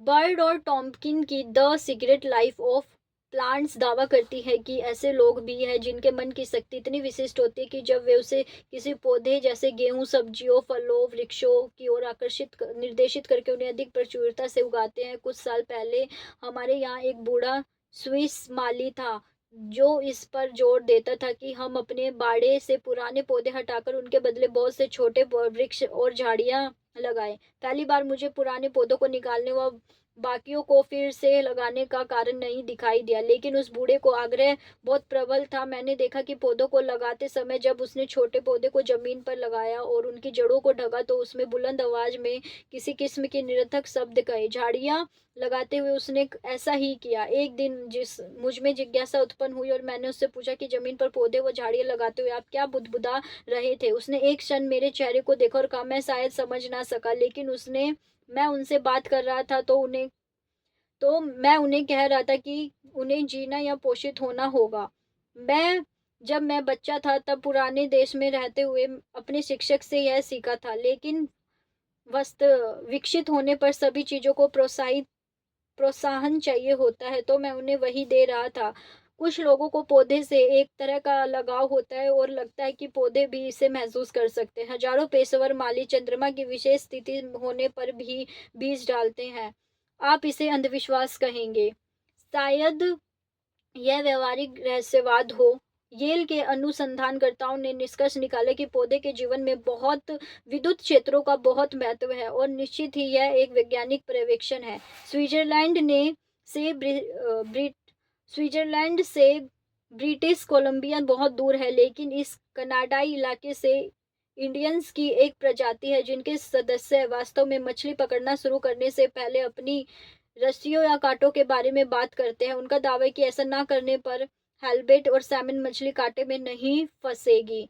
साउथ सी के द्वीपवासियों की ऐसी ही बहुत सी कहानियां हैं जिसमें वे अपने हजार औजारों व उपकरणों को खाना खिलाते हैं और उनके साथ ऐसी बातें करते हैं जैसे वे जीवित हैं और उनमें अच्छे परिणाम देने की विनती करते हैं। इन प्रार्थनाओं से लंबी छलांग लगाते हुए सभ्य देशों में बड़े मछली मार बड़े बेड़े में जहाज को शामिल करते हुए उन्हें रवाना करते हुए आशीर्वाद दिया जाता है कि जहां आज भी जल यात्री या कार्यों में सफलता के लिए प्रार्थनाएं की जाती है। मुझे एक कंजूस पड़ोसी याद आता है जो बुद्धिमान व परिपक्व उम्र का होने के बावजूद चंद्रमा की विशेष स्थितियों होने पर ही बाल कटवाता था। मुझे याद नहीं कि वह ऐसे शुल्क पक्ष में करता था या कृष्ण पक्ष में, लेकिन वह इस चीज का ध्यान रखता था कि वह जो भी पक्ष चुनता था उसमें बाल अधिक ना बढ़े और उसे फिर से नाई के पास ना जाना पड़े। एक बार मैंने उनसे पूछा कि इसे यह विचार कहाँ से मिला। उसने मेरी ओर इस तरह देखा जैसे मैं उसकी बुद्धिमत्ता को कम आंक रहा हूँ और मुझे उसने उस प्रश्न का उत्तर कभी नहीं मिला। तो कैसे कैसे विश्वास करते हो कि कैसे कैसे बिलीव बने हुए हैं, कैसे कैसे लोग अपना हर जगह ये हम देख पा रहे हैं, मछली पकड़ने में और अभी बाल कटवाने में भी देखा, औजारों में भी देखा। तो वही चीज मैंने पौधों व जानवरों के जीवन में से संबंधित जो भी बातें कही है, भौतिकवादी व्यक्ति उन्हें गंभीर मुद्दा बना सकते हैं, लेकिन याद रखना चाहिए कि दुनिया में ऐसी बहुत सी शक्तियां कार्य कर रही है जिनके बारे में बहुत कम या कुछ भी नहीं जानते। याद रखें कि दूसरे विश्व युद्ध के दौरान कितने सारे नए सिद्धांत विकसित हुए। 1940 के दशक में के अंत में अमेरिकन रॉकेट्स सोसाइटी ने अमेरिकी सरकार को चंद्रमा पर जमीन लेने के लिए आवेदन किया। संभवतः वह आवेदन केवल मजाक की भावना से किया गया था, लेकिन इसके सिर्फ 20 वर्ष बाद अमेरिकी चांद पर पहुंच गए थे। इस बात पर कोई सवाल नहीं है कि अवचेतन मन के चुंबकीय बल को विकसित करने में मानवीय कल्पना, मानसिक दर्शन या एकाग्रता प्रमुख पहलू है। आपने अक्सर यह प्रार्थना सुना होगा कि इसी अवस्था में रहे। जाहिर है, इसका अर्थ है कि मानसिक तस्वीर या विजन को बनाए रखना है और यह एक बार फिर सुझाव या निरंतर सुझाव अपनी भूमिका निभाता है। तो काफी अच्छी बात समझाइए कि मानसिक तस्वीर कल्पना होना चाहिए और फोकस्ड होना चाहिए उसी चीज़ में, और वही ये चीज़ें निरंतर करने पर बहुत ही ऐसे बहुत बहुत इम्पोर्टेंट चीज़ें करती है, भूमिका निभाती है और वो चीज़ होने लगती है। उदाहरण के लिए, आप नया घर लेना चाहते हैं, तो बहुत एक सिंपल एग्जांपल, बड़ा इंटरेस्टेड सा लग रहा है मुझे। तो उदाहरण के लिए आप नया घर लेना चाहते हैं, आपकी कल्पना ने काम करना शुरू कर दिया। सबसे पहले आप कैसा घर चाहते हैं इसका आपको अस्पष्ट विचार होगा। इसके बाद जब आप अपने परिवार के अन्य सदस्यों के साथ इस बारे में बात करते हैं या बिल्डरों से इस बारे में सवाल करते हैं या नए घर की तस्वीर देखते हैं, तो मानसिक तस्वीरें स्पष्ट होती ही जाती है और अंत में आप अपने लिए आदर्श घर का उसके सभी विवरणों सहित मानसिक दर्शन कर सकेंगे। इसके बाद अवचेतन मन आपको यह घर दिलवाने के लिए काम करने लगता है। यह कई तरीकों से संभव हो जाता है, लेकिन क्या आपको इससे कोई फर्क नहीं पड़ने वाला है कि आपने उसे अपने हाथों से बनाया हो या खरीदने पर आपको मिला हो या किसी भारी व्यक्ति के प्रयासों से मिला हो, वह आपको कैसे मिला इससे कोई फ़र्क नहीं पड़ता, पर मिल गया, आपने सोचा था वो चीज़ आ गई, तो यही चीज़ सुझाव की सकती है। जब आप अधिक बेहतर नौकरी चाहते हो या छुट्टियों पर यात्रा की योजना बना रहे हो या प्रक्रिया ऐसी ही रहेगी। आपको इसे अपने मन की आँखों से देखना होगा, कल्पना में अपने आप को वह नौकरी पाते या सचमुच वह यात्रा करते देखें। हमारे कुछ डर हमारी इस कल्पना के माध्यम से सच बन सकते हैं, जैसे नौकरी के साथ होता है। सौभाग्यवश ऐसे सबके साथ नहीं होगा। तब तक जब तक हमारी बनाई यह मानसिक तस्वीर अस्थायी हो या हम में से कम इस पर इतनी देर केंद्रित ना रहे कि हमारे ये अवचेतन मन के पर्दे पर पूरी तरह अंकित ना हो जाए। बाइबल चेतावनी देती है, जहाँ विजन नहीं होता वहाँ लोगों का नाश हो जाता है। यह एक बुनियादी सत्य है, इसे निजी रूप से देखें या सामूहिक रूप से। इसकी मानसिक तस्वीर पूरी तरह बिना बहुत कम मात्रा में किया जा सकता है। आपको एक अच्छी नौकरी चाहिए, यदि आप अपने अवचेतन मन को वह नौकरी पाने की मानसिक तस्वीर दिखा सके तो आपको वह मिल जाएगी। और जो फ़ियर वगैरह आ रहे हैं यहाँ पे मैं अपनी तरफ से कहना चाहिए, जो फ़ियर वगैरह है उस पे काम कीजिए, अपने आप को हील करना स्टार्ट कीजिए।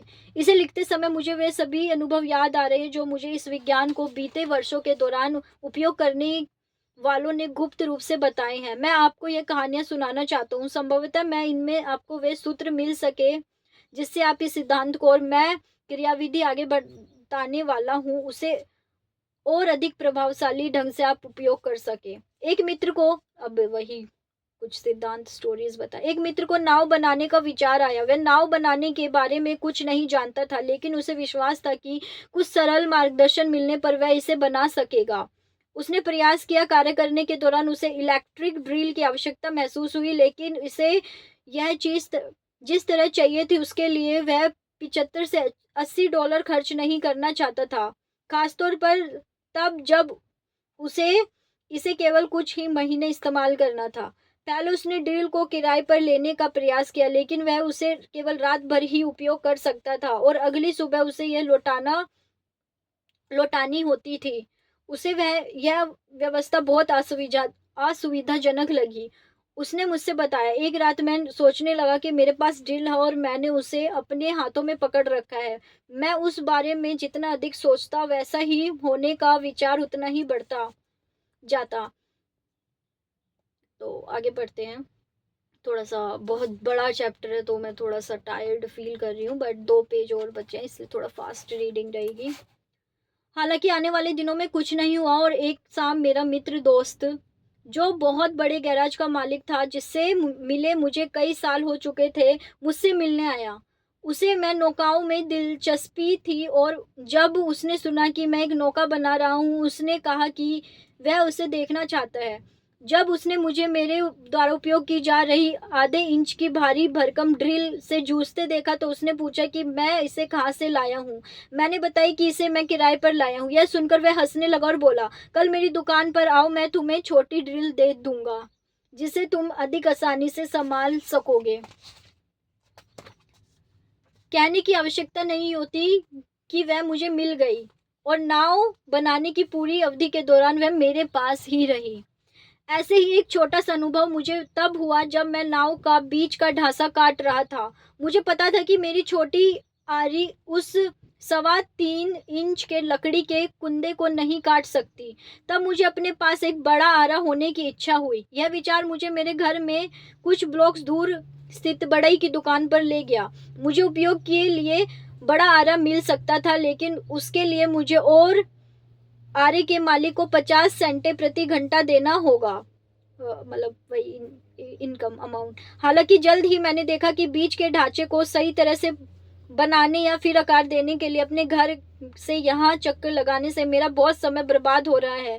उस दिनों मैं लगातार अपने आप को यह कहता रहता कि बड़ा आरा उपयोग करने के लिए कोई आसान तरीका आवश्यक होगा, और वह था आगामी रविवार मेरा एक और दोस्त नाव का काम कैसा चल रहा है यह देखने आया। जब मैंने उसे बताया कि बड़े आरे के उपयोग ने काम की गति घटा दी है तो वह हंसने लगा। उसने कहा, मैंने उस अभी गुरुवार को एक आरा खरीदा है और कुछ समय तक उसे इस्तेमाल नहीं करने वाला। मुझे अपनी दुकान तैयार करवानी है, इस दौरान तुम चाहो तो उसका इस्तेमाल कर सकते हो।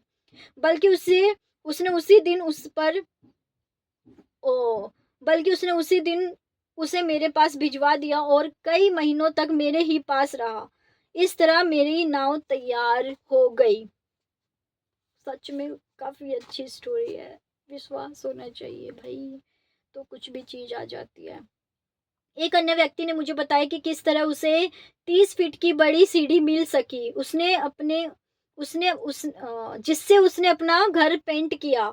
उसने मुझे बताया, मैंने सोचा कि खाली समय में मैं ये पेंटिंग का काम निपटा लूँगा। इसी उद्देश्य से मैं सीढ़ी खोजने लगा। वह मुझे ऐसी जगह मिली जहाँ से मैं उसे किराए पर ले सकता था। लेकिन उसके लिए समय निश्चित होना चाहिए था, जो मेरी योजना के अनुकूल नहीं था। मुझे याद नहीं है कि मैंने अपने आप से कितनी बार कहा कि तुम्हें सीढ़ी मिल जाएगी और मुझे वह मिल गई। उस दिन मेमोरियल डे था। मैंने देखा कि मेरी गली के दूसरी तरफ रहने वाले मेरे पड़ोसी अपने घर की दीवारें धोने से लंबी सीढ़ी का उपयोग कर रहा है। मैंने उसे फ़ोन किया और पूछा कि उसे वह सीढ़ी कहाँ से मिली। उसने बताया कि जब वह घर खरीद रहा था तो उसे वह सीढ़ी उसके साथ मिली थी। उसी दोपहर वह मेरे बैकयार्ड में थी और ये मुझे कुछ हफ्तों के लिए मिल गई थी। एक अन्य व्यक्ति ने मुझे बताया कि पर्ल हार्बर के फौरन बाद वह एक निश्चित आकार का कूड़ेदान खोज रहा था, लेकिन युद्धकालीन प्राथमिकताओं के कारण उसे वह मिल नहीं रहा था। वह इस तरह के कूड़ेदान ढूंढने सेकंड हैंड स्टोर, पुराने सामान की दुकानों, बकरियों या ग- बेकरियों या गैरेजों में गया, लेकिन सफलता नहीं मिली। वह आशा छोड़ने ही वाला था कि सुबह उसने अपने घर के सामने पक्की इमारत पर मिस्त्री को काम करते देखा। वाटर प्रूफिंग करने के लिए वह जिस पात्र का उपयोग कर रहे थे वह बिल्कुल वैसा ही था जैसे पाने की उसने मन में तस्वीर बनाई थी। उसने ठेकेदार से पूछा कि काम पूरा होने जाने के बाद वह पात्र का क्या करेगा। उसे बताया कि इसे टो करके ले जाने के लिए जमीन पर रख दिया जाएगा। तब उसने उन्हें अपनी जरूरत बताई और कुछ दिनों बाद वह पात्र उसके गैरेज में था। मिस्त्रियों ने दिन के पूर्व उसे न केवल खाली बल्कि अंदर से अच्छी तरह साफ भी कर दिया था। मैं अपनी कार के इंग्सन सिस्टम में आई खराबी को दूर करने के लिए एक दुकान के मालिक के पास ले गया। कोई भी मैकेनिक खराबी का कारण नहीं खोज सका। तब मैंने उसे बताया कि वास्तव में कार किस तरह का व्यवहार कर रही है। मुझे सुनने के बाद उसने कहा, मुझे लगता है कि मैं इसे ठीक कर सकता हूँ। मैंने सहज ही कह दिया, विश्वास बहुत बड़ी चीज है ना। उसने थोड़ी कड़वाहट के साथ कहा, निस्संदेह इस विचार की सबसे महान शक्ति है और जब आप इसके बारे में बात करते तो मूर्ख लोग इसका मजाक उड़ाते हैं। मुझे ऐसा लगता तो नहीं, लेकिन मेरी इसमें दिलचस्पी थी। मुझे कोई ऐसी घटना बताएं जहां आपने इन विचारों की शक्ति का उपयोग किया हो। मैंने उत्तर दिया, हाँ, मैं आपको इस शक्ति से संबंधित मेरे जीवन में घटे कम से कम किस्से सुनाने के लिए यहाँ दिन भर नहीं रोक सकता। अच्छा, कुछ तो बताओ, आपको इसका पहली बार कब एहसास हुआ? ओह, मेरे ख्याल में लगभग 12 साल पहले जब मैं गिर गया था तो मेरी रीढ़ की हड्डी टूट गई थी। मैंने लंबे समय तक सांचा पहने रहा और डॉक्टरों ने मुझे बताया कि ठीक होने के बाद भी मुझे जीवन भर बेसाखियों से पर चलना पड़ेगा। मैं अपनी पीठ के बल अस्पताल में लेटा अपने भविष्य की चिंता कर रहा था। मुझे मेरी माँ द्वारा प्रयुक्त किए जाने वाला वाक्य रह रहकर याद आ रहा था, व्यक्ति को सिर्फ विश्वास होना चाहिए। एक दिन मुझे एहसास हुआ कि यदि मैं इस तरह की मानसिक तस्वीर तैयार कर लूँगा कि मैं बिल्कुल ठीक हो गया हूँ और इस पर मेरा विश्वास पर्याप्त रूप से दृढ़ हो जाए तो मैं इसे ठीक कर सकता हूँ। संक्षेप में कहूँ तो मैं यहाँ कारों के ऊपर या नीचे काम कर रहा हूँ और बेसाखियों से दूर हूँ, जैसा आप खुद देख सकते हैं। बेहद दिलचस्प, मैंने कहा, यानी लेखक ने। कुछ और बताओ। दरअसल मैं अपना काम बढ़ाने के लिए अक्सर आप इसका उपयोग करता हूँ, बल्कि मेरी काम करने की यह जगह इसी का परिणाम है।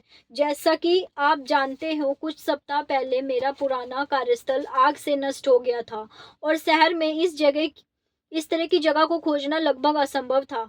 2 या 3 दिन मैं दूसरी जगह ना मिलने को लेकर परेशान रहा और किसी दूसरे के यहाँ काम करने के बारे में सोचने लगा। एक रात मैंने पक्का मन बनाया कि मैं अपने बलबूते व्यापार को फिर खड़ा करूँगा।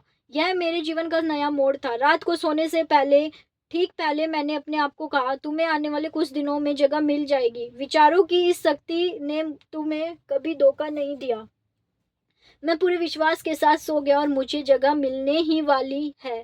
ठीक अगले दिन मैं उस पेंटर से मिलने गया जिससे मैंने आग से बचाई कार दी थी, और उसने उसे बताया कि दूसरी जगह की तलाश में हूँ। उसने कहा, यह तो बढ़िया है, तुम यह जगह किराए पर ले सकते हो। मैंने अगले ब्लॉक में एक कार खरीद ली। इसका मालिक अपने काम से रिटायर होने चाहता था, और आज मैं यहाँ हूँ, मुख्य मार्ग के नज़दीक, और अब इतना काम आ रहा है जिसे सँभालना मुश्किल है। मैं जानता हूँ कि कुछ पाठक इन्हें मात्र संयोग बताएँगे। अब लेखक बोल रहे हैं, लेकिन मेरी फाइलों ऐसे ही संयोग से भरी पड़ी है।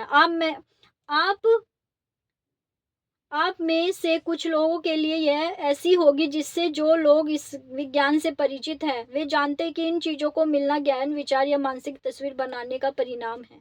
यस, मैं तो बहुत अच्छे से रिलेट कर पा रही हूँ।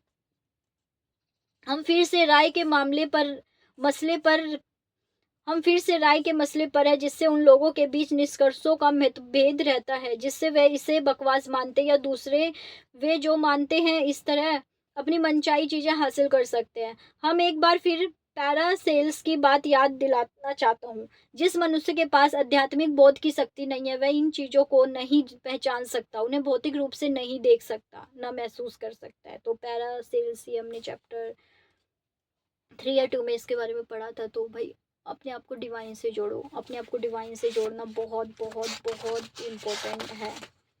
ओ माय गॉड, अभी भी 4 पेजेस रह रहे हैं। Let's start. काफी बड़ा चैप्टर है ये। इस बात से सभी सहमत हो गए कि अवचेतन मन का कार्य उन्हीं तस्वीर का परिणाम होता है जो हम उसके पर्दे तक पहुंचते हैं। लेकिन यदि आपको विशेष उपकरण या मूल स्लाइड खराब हो जाए, तब पहुंचाई गई तस्वीर धुंधली या प्रतिलोमित या पूरी तरह कोरी होगी। संदेह, भय, विरोध, विचार उस तस्वीर को धुंधला कर देते हैं जिन्हें आप सजग भाव से प्रकल्पित करना चाहते हैं। यहाँ पे मैं थोड़ा सा ब्रेक ले रही हूँ, थोड़ा स्टॉप करके फिर मैं स्टार्ट करती हूँ। So let's start, continue the reading. चित्रकारों, लेखकों, एक मिनट। चित्रकारों, लेखकों और आविष्कारकों जैसे पूर्णतः विकसित कल्पना शक्ति वाले व्यक्ति अपनी लगभग सभी इच्छाओं का मानस दर्शन या मानसिक तस्वीर बनाने में सक्षम होते हैं। हालांकि मैं आगे विस्तार सहित जो पद्धति बताने वाला हूँ और अब तक जो स्पष्टीकरण दिए जा चुके हैं, उनका अनुपालन करने वालों को, जो अपनी इच्छाओं को वास्तविक में देखना चाहते हैं, उस तरह अपने मन की आंखों से चीजें या वस्तुओं परिस्थितियों को देखने की क्षमता पाने में कोई कठिनाई नहीं होगी। यानी लेखक अभी इसके और ज्यादा चीजें बताएंगे। मैं जिस एक शानदार मछुआरे को जानता था, वह मानस दर्शन की इसी पद्धति का उपयोग करता था। वह एक या दो अन्य व्यक्तियों के साथ अपनी नाव में बैठ जाता था और पानी से एक के बाद एक ट्राउट मछली निकालता जाता था, जबकि उसी तरह का एक चारा और लगभग उसी तरह की यांत्रिक तकनीकों का उपयोग करके भी उसके साथ ही बारंबार उसी स्थान पर कांटा डालते रहते और उसके हाथ कुछ नहीं आता। तो उसका विश्वास था, तो वो कर रहे थे। मैंने एक बार उससे इस बारे में पूछा तो वह हंसते हुए उत्तर दिया, मैं उन पर पुराना स्क्वीज या जूटुम, उसके जादुई शब्द मंत्र फूंकता हूँ। मैं प्रतीकात्मक या मानसिक रूप से नीचे वही पहुंच जाता हूँ जहाँ वे होती है, और उन्हें चारा या मक्खी पकड़ने को कहता हूँ। दूसरे शब्दों में, मैं उन्हें कांटे में मुंह मारते देखता हूँ और विश्वास करता हूँ कि यह काम करेगा। मैं आपको बस यही स्पष्टीकरण दे सकता हूँ। तो कहीं ना कहीं वो बिलीव था, तभी वो ऐसा कर पा रहे थे। जब यह कहानी किसी ऐसे मछुआरे को सुनाई गई जो पहले मछुआरे जितना सौभाग्यशाली नहीं था, तो उसने इसे हास्यास्पद बताया। उसने कहा, सभी अच्छे मछुआरे धाराएं, छिद्रों, मछलियों की आदतें, उपयोग किए जाने वाली चारे या मक्खियों के ऊपरी प्रकार के रूप में जानते हैं। यदि वे मछलियां हो तो वे उन्हें पकड़ लेते हैं। हालांकि वे यह नहीं बता पाए कि मछली पकड़ने की विद्या में कुशल बाकी लोग इसी स्थान पर उस तरह मछलियाँ क्यों नहीं पकड़ सके जिस पर प्राचीन स्क्विज या जुडूम का उपयोग करने वाला व्यक्ति पकड़ सकता था। वैन हर लैपमैन द ओरिगोनियन के सहायक संपादक या मछली पकड़ने एवं ऐसे ही अन्य बहुत तरह के लेखों व पुस्तकों के लेखक या जाने मानने वाले प्रकृतिविद थे। यह कहानी पढ़ने के बाद उन्होंने कहा, so let's start the reading.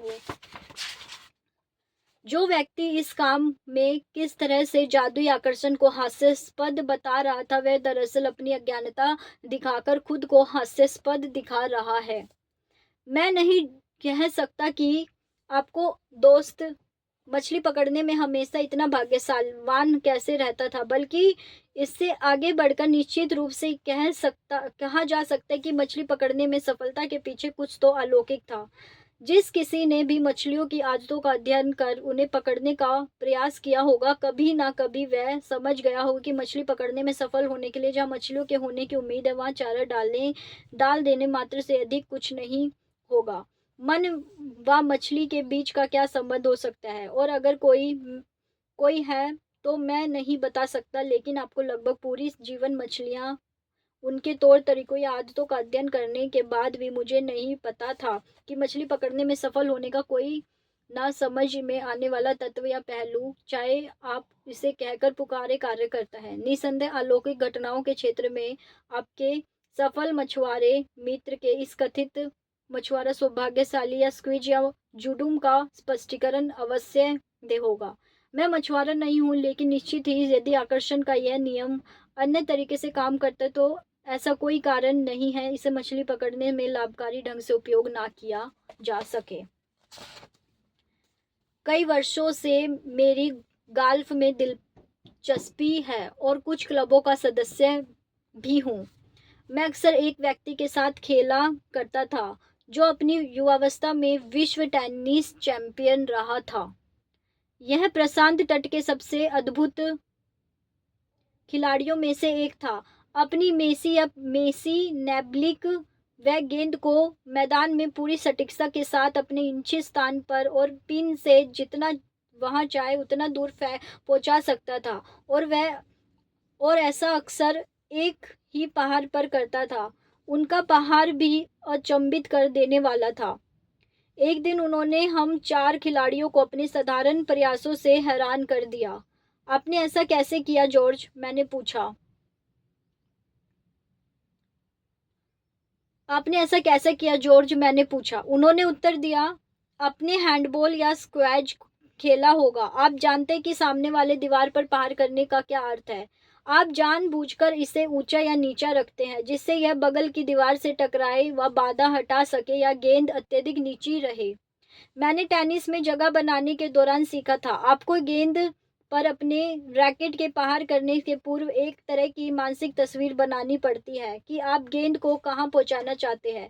मैं इसी सिद्धांत को शॉट या पुटिंग में उपयोग करता हूं। दूसरे शब्दों में, मैदान पर मुकाबला के दौरान अपनी गोल्फ स्टिक घुमाने से पहले गेंद को यहाँ जहां पहुंचाना चाहता हूं उसकी तुरंत एक मानसिक तस्वीर बनाता हूं और पुट के समय गेंद को सचमुच छिद्र में गिरते देखता हूं। निसंदेह इसके लिए उचित मुद्रा या गोल्फ स्टिक को संभालने का प्रयास होना आवश्यक है, लेकिन अधिकांश गोल्फ खिलाड़ी यह जानते हैं कि फिर भी उन्हें परिणाम नहीं मिलते। यह सच है कि मैंने कई घंटों अभ्यास किया है, बाकियों ने भी किया है, लेकिन मुख्य चीज यह है कि मैं गेंद के स्टीव पर प्रहार से पूर्व जानता हूं कि वह कहाँ जाकर गिरने वाली है। मुझे विश्वास या आस्था होती है कि ऐसा कर सकता हूँ, और मेसी नेब्लिक द्वारा मैं ऐसी बैकस्पिन करता हूँ जिससे गेंद गिरने के साथ ही एकदम रुक जाती है।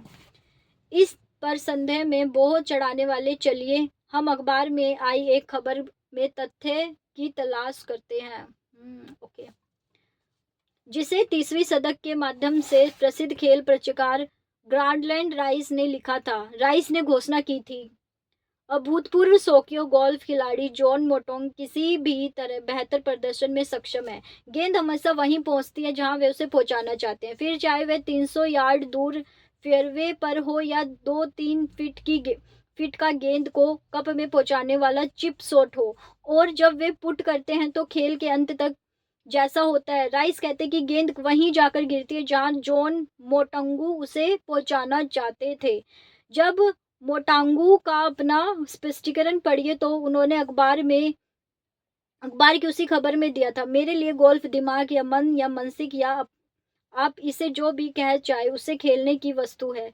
निसंदेह कुछ बुनियादी मुद्राएं पकड़ स्विंग भी, लेकिन शॉट खेलने के पूर्व मेरे मन में यह मानसिक तस्वीर पूरी तरह साफ होती है कि मैं क्या करने जा रहा हूँ। यह मानसिक तस्वीर मांसपेशियों की गतिविधियों को नियंत्रित करती है। यदि मानसिक तस्वीर ना हो तो जो होगा वह मात्र अनुमान है। यदि आप दबाव में हो तो इसका अर्थ विचारों की लगभग अनंत एकाग्रता है, और किसी भी खेल में तब तक उत्तेजना नहीं आती जब तक आप पर दबाव ना हो। जीन सराजेन सबसे बेहतर गोल्फ पेशेवरों में से एक अपने मैचों में ऐसे ही पद्धति उपयोग करते हैं। उनकी छोटी सी पुस्तक गोल्फ टिप्स मानसिक तस्वीरों, उद्देश्यों, एकाग्रता, आत्मविश्वास के बारे में बहुत कुछ कहती है। सभी गोल्फ खिलाड़ियों में मानसिक बाधा के बारे में सुना होगा, जबकि वास्तव में वे बंकर, जाल, जलिया बांध आदि होते हैं। लेकिन बहुत से लोगों की कल्पनाओं में दुर्जय अवरोध या जो खिलाड़ियों के मन में भय उत्पन्न करते हैं। मैं जिस मैदान में अक्सर खेला करता था वहाँ पानी का एक गड्ढा था। टी से टी से छिद्र तक की लगभग 200 120 यार्ड होगी। उसमें 50 फीट चौड़ा छोटा सा तालाब था। मैं मेसी या मेसी नेब्लिक के साथ औसत खिलाड़ियों के लिए आसन शॉट था। लंबे समय तक इस क्लब का सदस्य रहा एक व्यक्ति जो अपनी युवावस्था में अच्छा बेसबॉल या फुटबॉल खिलाड़ी था, वह इस जलिया बांध को कभी पार नहीं कर पाया। उसकी गोल्फ स्टीव से निकली गेंद के एक बाद एक पानी में चली जाती, जिसके लिए गाली देते तो हमारे लिए हंसी का कारण बन जाता। आखिरकार कुछ माह बीतने पर गेंद का मैदान के पार भेजने में अपनी गोल्फ स्टिक का प्रयोग करने लगे।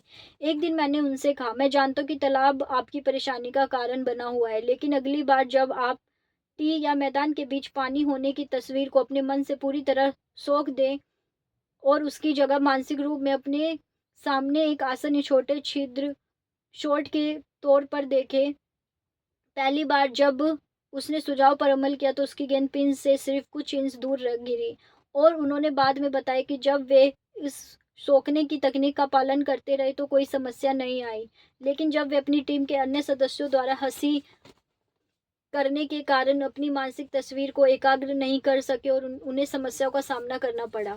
यानी कुछ है, आप नहीं कर पा रहे हो तो आसपास के वाइब्रेशन वाले लोग फ़र्क डालते हैं, इसलिए अपनी वाइब्रेशन इतनी अपना बिलीव इतना वो कर लेना चाहिए कि उन चीज़ों से फ़र्क ही ना पड़े, उन चीज़ों से फ़र्क पड़ना ही बंद हो जाए।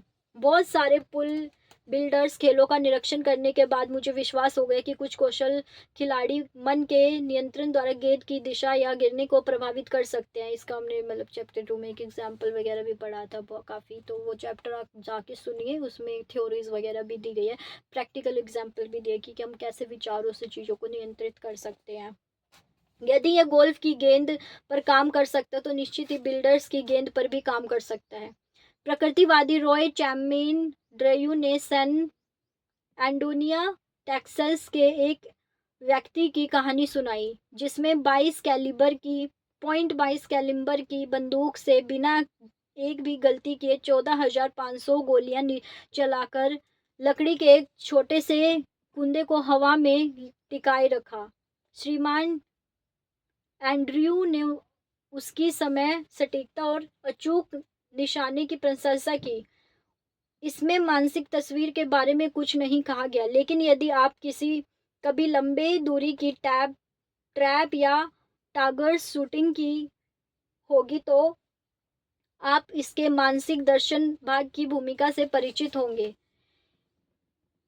व्यक्ति इसी तरह के जादू को सभी तरह के खेलों में काम करते देख सकता है। महान बेसबॉल बल्लेबाज, फुटबॉल के दक्ष फॉरवर्ड पासर, दक्ष ड्रॉप कीकर, ये सभी चीज़ें जाने अनजाने गेंद को जहां पहुंचाना चाहते हैं उसकी तस्वीर बना लेते हैं। निश्चित अभ्यास या समय सटीकता आदि अधिक महत्वपूर्ण है, लेकिन इससे मानसिक पक्ष को भी नज़रअंदाज नहीं किया जा सकता। इस संबंध में मुझे डॉक्टर मार्कस बाक की अपनी पहली पुस्तक the have found a faith के कुछ बयानों को ने प्रभावित किया।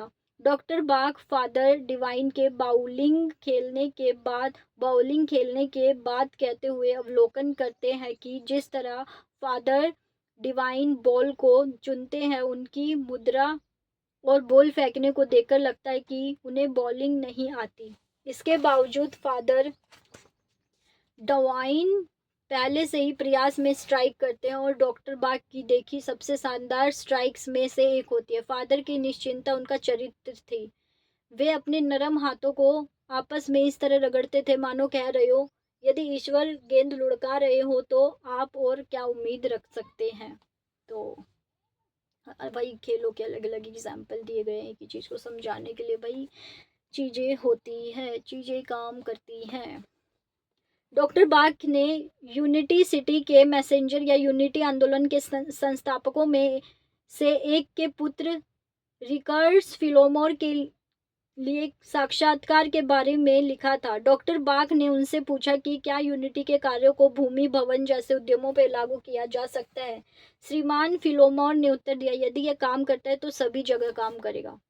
इस पुस्तक के पाठकों में से बहुत से लोग गोल्फ या बिलियर्ड्स नहीं खेलते होंगे, लेकिन एक आसान से उदाहरण द्वारा आपको मानस दर्शन या मानसिक तस्वीर के वास्तव में काम करता देखकर आकर्षण की सद्भुत शक्ति के बारे में बताया जा सकता है, यानी बताया जा रहा है। तो जो लेखक है इन्होंने ये एग्जाम्पल इसलिए दिए हैं ताकि इस चीज को समझा जा सके। कुछ छोटे कंकड़ या पत्थर ढूंढ लीजिए जिन्हें आप आसानी से फेंक सके। अब एक प्रैक्टिकल एग्जाम्पल के बारे में बता रहे हैं।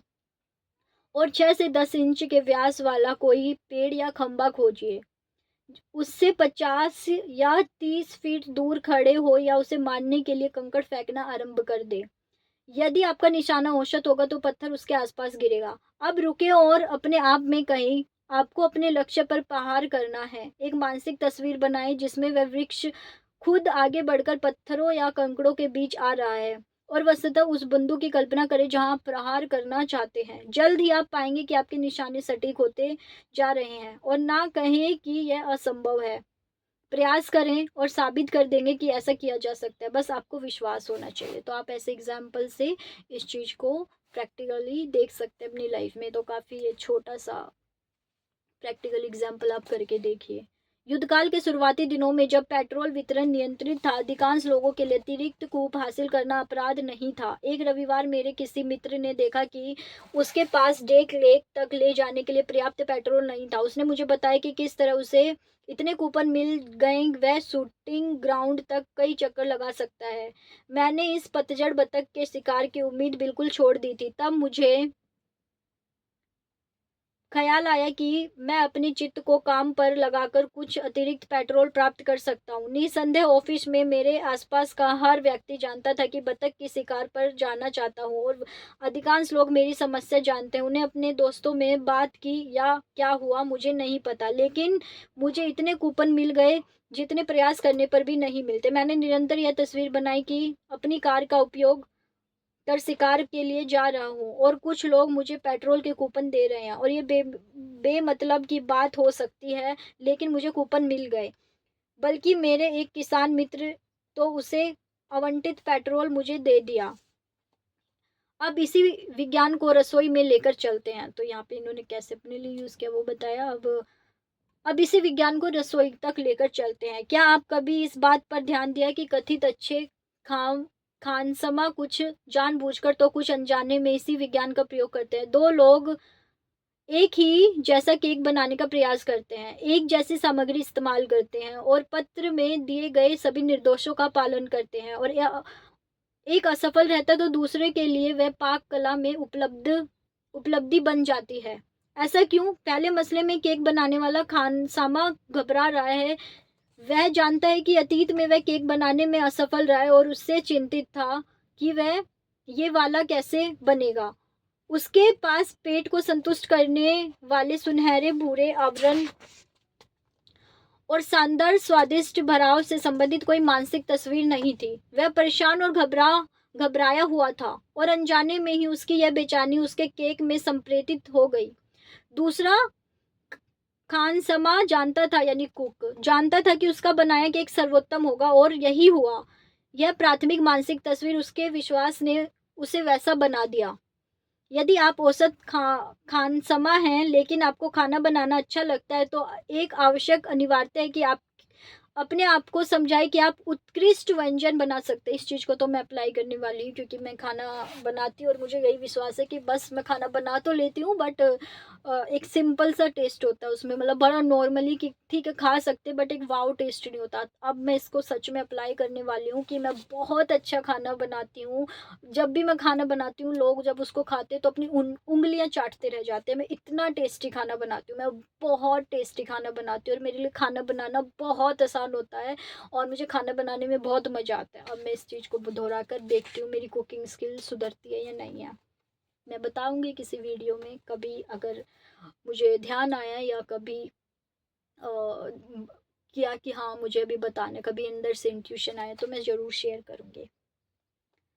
यदि आप औषध खाना बनाने हैं लेकिन आपको खाना बनाना अच्छा लगता है, तो आवश्यक अनिवार्यता तो आपको समझाए कि आप उत्कृष्ट व्यंजन बना सकते हैं। अपने आप को समझाए कि आप उत्कृष्ट व्यंजन बना सकते हैं। आप ऐसा कर सकते हैं क्योंकि यह शक्ति आपके भीतर मौजूद है। यह केवल तभी आपकी सहायता कर सकती है जब आप उस पर विश्वास रखें और उन्हें आमंत्रित, हाँ मुझे पूरा विश्वास है कि मैं अच्छा खाना बनाऊँगी और टेस्टी खाना बनाऊँगी कि लोग अपनी उँगलियाँ तक चाटते रह जाएँ। मुझे विश्वास है भई, विश्वास हो रहा है। तो अगली बार जब आप केक बनाएँ, तो पूरे मन से बनाएँ। इसके पूर्णतः निर्दोष होने की कल्पना करें, तब आप अपनी मानसिक तस्वीर को वास्तविकता होता देख दंग रह जाएँगे। अब फाइनली लास्ट हल्का-सा पैरा बचा है, उसके बाद हमारा ये समाप्त हो जाएगा। यह नियम हमेशा काम करता है। फिर आप इसे चाहे जहाँ लागू करें, और यह मछली पकड़ने से लेकर धन कमाने या व्यापार में सफल होने सब कुछ में काम करता है। चलिए युद्ध का ही उदाहरण लेते हैं। फिलिप्पिस ने निकलने, मतलब लास्ट में भी निष्कर्ष में उदाहरण ही दिया है। बहुत सारी एग्जाम्पल है, तो एग्जाम्पल पढ़ते एक और पढ़ लेते हैं। फिलिप्पिस से निकलने के बाद जनरल डगलस मैकआर्थर ने घोषणा की, मैं वापस लौटूंगा। पर्ल हार्बर ने हमारे प्रशांत बड़े के विध्वंस और दक्षिण प्रशांत का अधिकांश हिस्सा जापानियों के नियंत्रण होने के कारण मैकओथर को ऐसा कोई भौतिक परिणाम नहीं दिखता था कि वे कभी वापस लौट सकेंगे। हालांकि उनका यह वक्तव्य पूरे विश्वास या आस्था के साथ दिया गया था। निश्चित उनके मन में अपने आप वापस लौटने की मानसिक तस्वीर रही होगी, और इतिहास गवाह है कि किस तरह उन्होंने अपना दावा पूरा किया। ऐसे हजारों किस्से युद्ध के दौरान घटे और आज भी घट रहे हैं। तो लास्ट का यही एग्जाम्पल था कि उन्होंने विश्वास किया, तो कई परिस्थितियां नहीं दिख रही थी फिर भी वो वापस आए। तो हमारा आज का ये चैप्टर यहीं समाप्त होता है। सुझाव शक्ति है, जिसमें हम अपने आप को जो सुझाव देते हैं और वो हमारा फेथ बन जाता है, और जो हमारा फेथ बन जाता है अब चेतन मन वैसे ही कार्य करता है और हमारी रियलिटी वही बन जाती है। तो काफ़ी बड़ा चैप्टर रहा थोड़ा, बट ठीक है, बहुत सारे एग्जाम्पल से हमने इसी चीज़ को बार बार देखा कि लोग कैसे बिलीव कर रहे थे और वो चीज़ हो जा रही थी। मछुआरे में, उपकरणों में, आस्था में, धर्म में, हर चीज़ में ये वाली। अब लास्ट में किचन का एग्जाम्पल भी दे दिया, कार का भी दे दिया, मैकेनिक वाला भी दे दिया। तो हर प्रकार के एग्जाम्पल दे के यही चीज़ समझाई गई है कि भाई सुझाव शक्ति है, सुझाव में बहुत पावर है। सो आज की वीडियो यहीं समाप्त करते हैं। मिलते हैं 5th चैप्टर में, मानसिक तस्वीरों की कला। तो शायद इसमें इमेजिनेशन की पावर को समझाया गया है, वो हम कल देखेंगे। सो थैंक यू सो मच यहाँ तक देखने के लिए। अगर आपको ये वीडियो पसंद आई तो कमेंट बॉक्स में अपना एक्सपीरियंसेस बताइएगा, और डिस्क्रिप्शन बॉक्स भी चेक कीजिएगा, क्योंकि जो मेन एक निचोड़ निकलता है वो समरी मैंने, या वो मेन पॉइंट मैंने डिस्क्रिप्शन बॉक्स में शेयर कर दिए हैं। और फर्स्ट, सेकंड, तीसरी और ये चौथी वीडियो आप सभी के डिस्क्रिप्शन बॉक्स में देखिए। अगर आप पूरी वीडियो नहीं सुन पा रहे हैं तो एक बेसिक निचोड़, बेसिक कंटेंट आपको डिस्क्रिप्शन बॉक्स में मिल जाएगा। So thank you so much and Radhe Radhe, bye bye.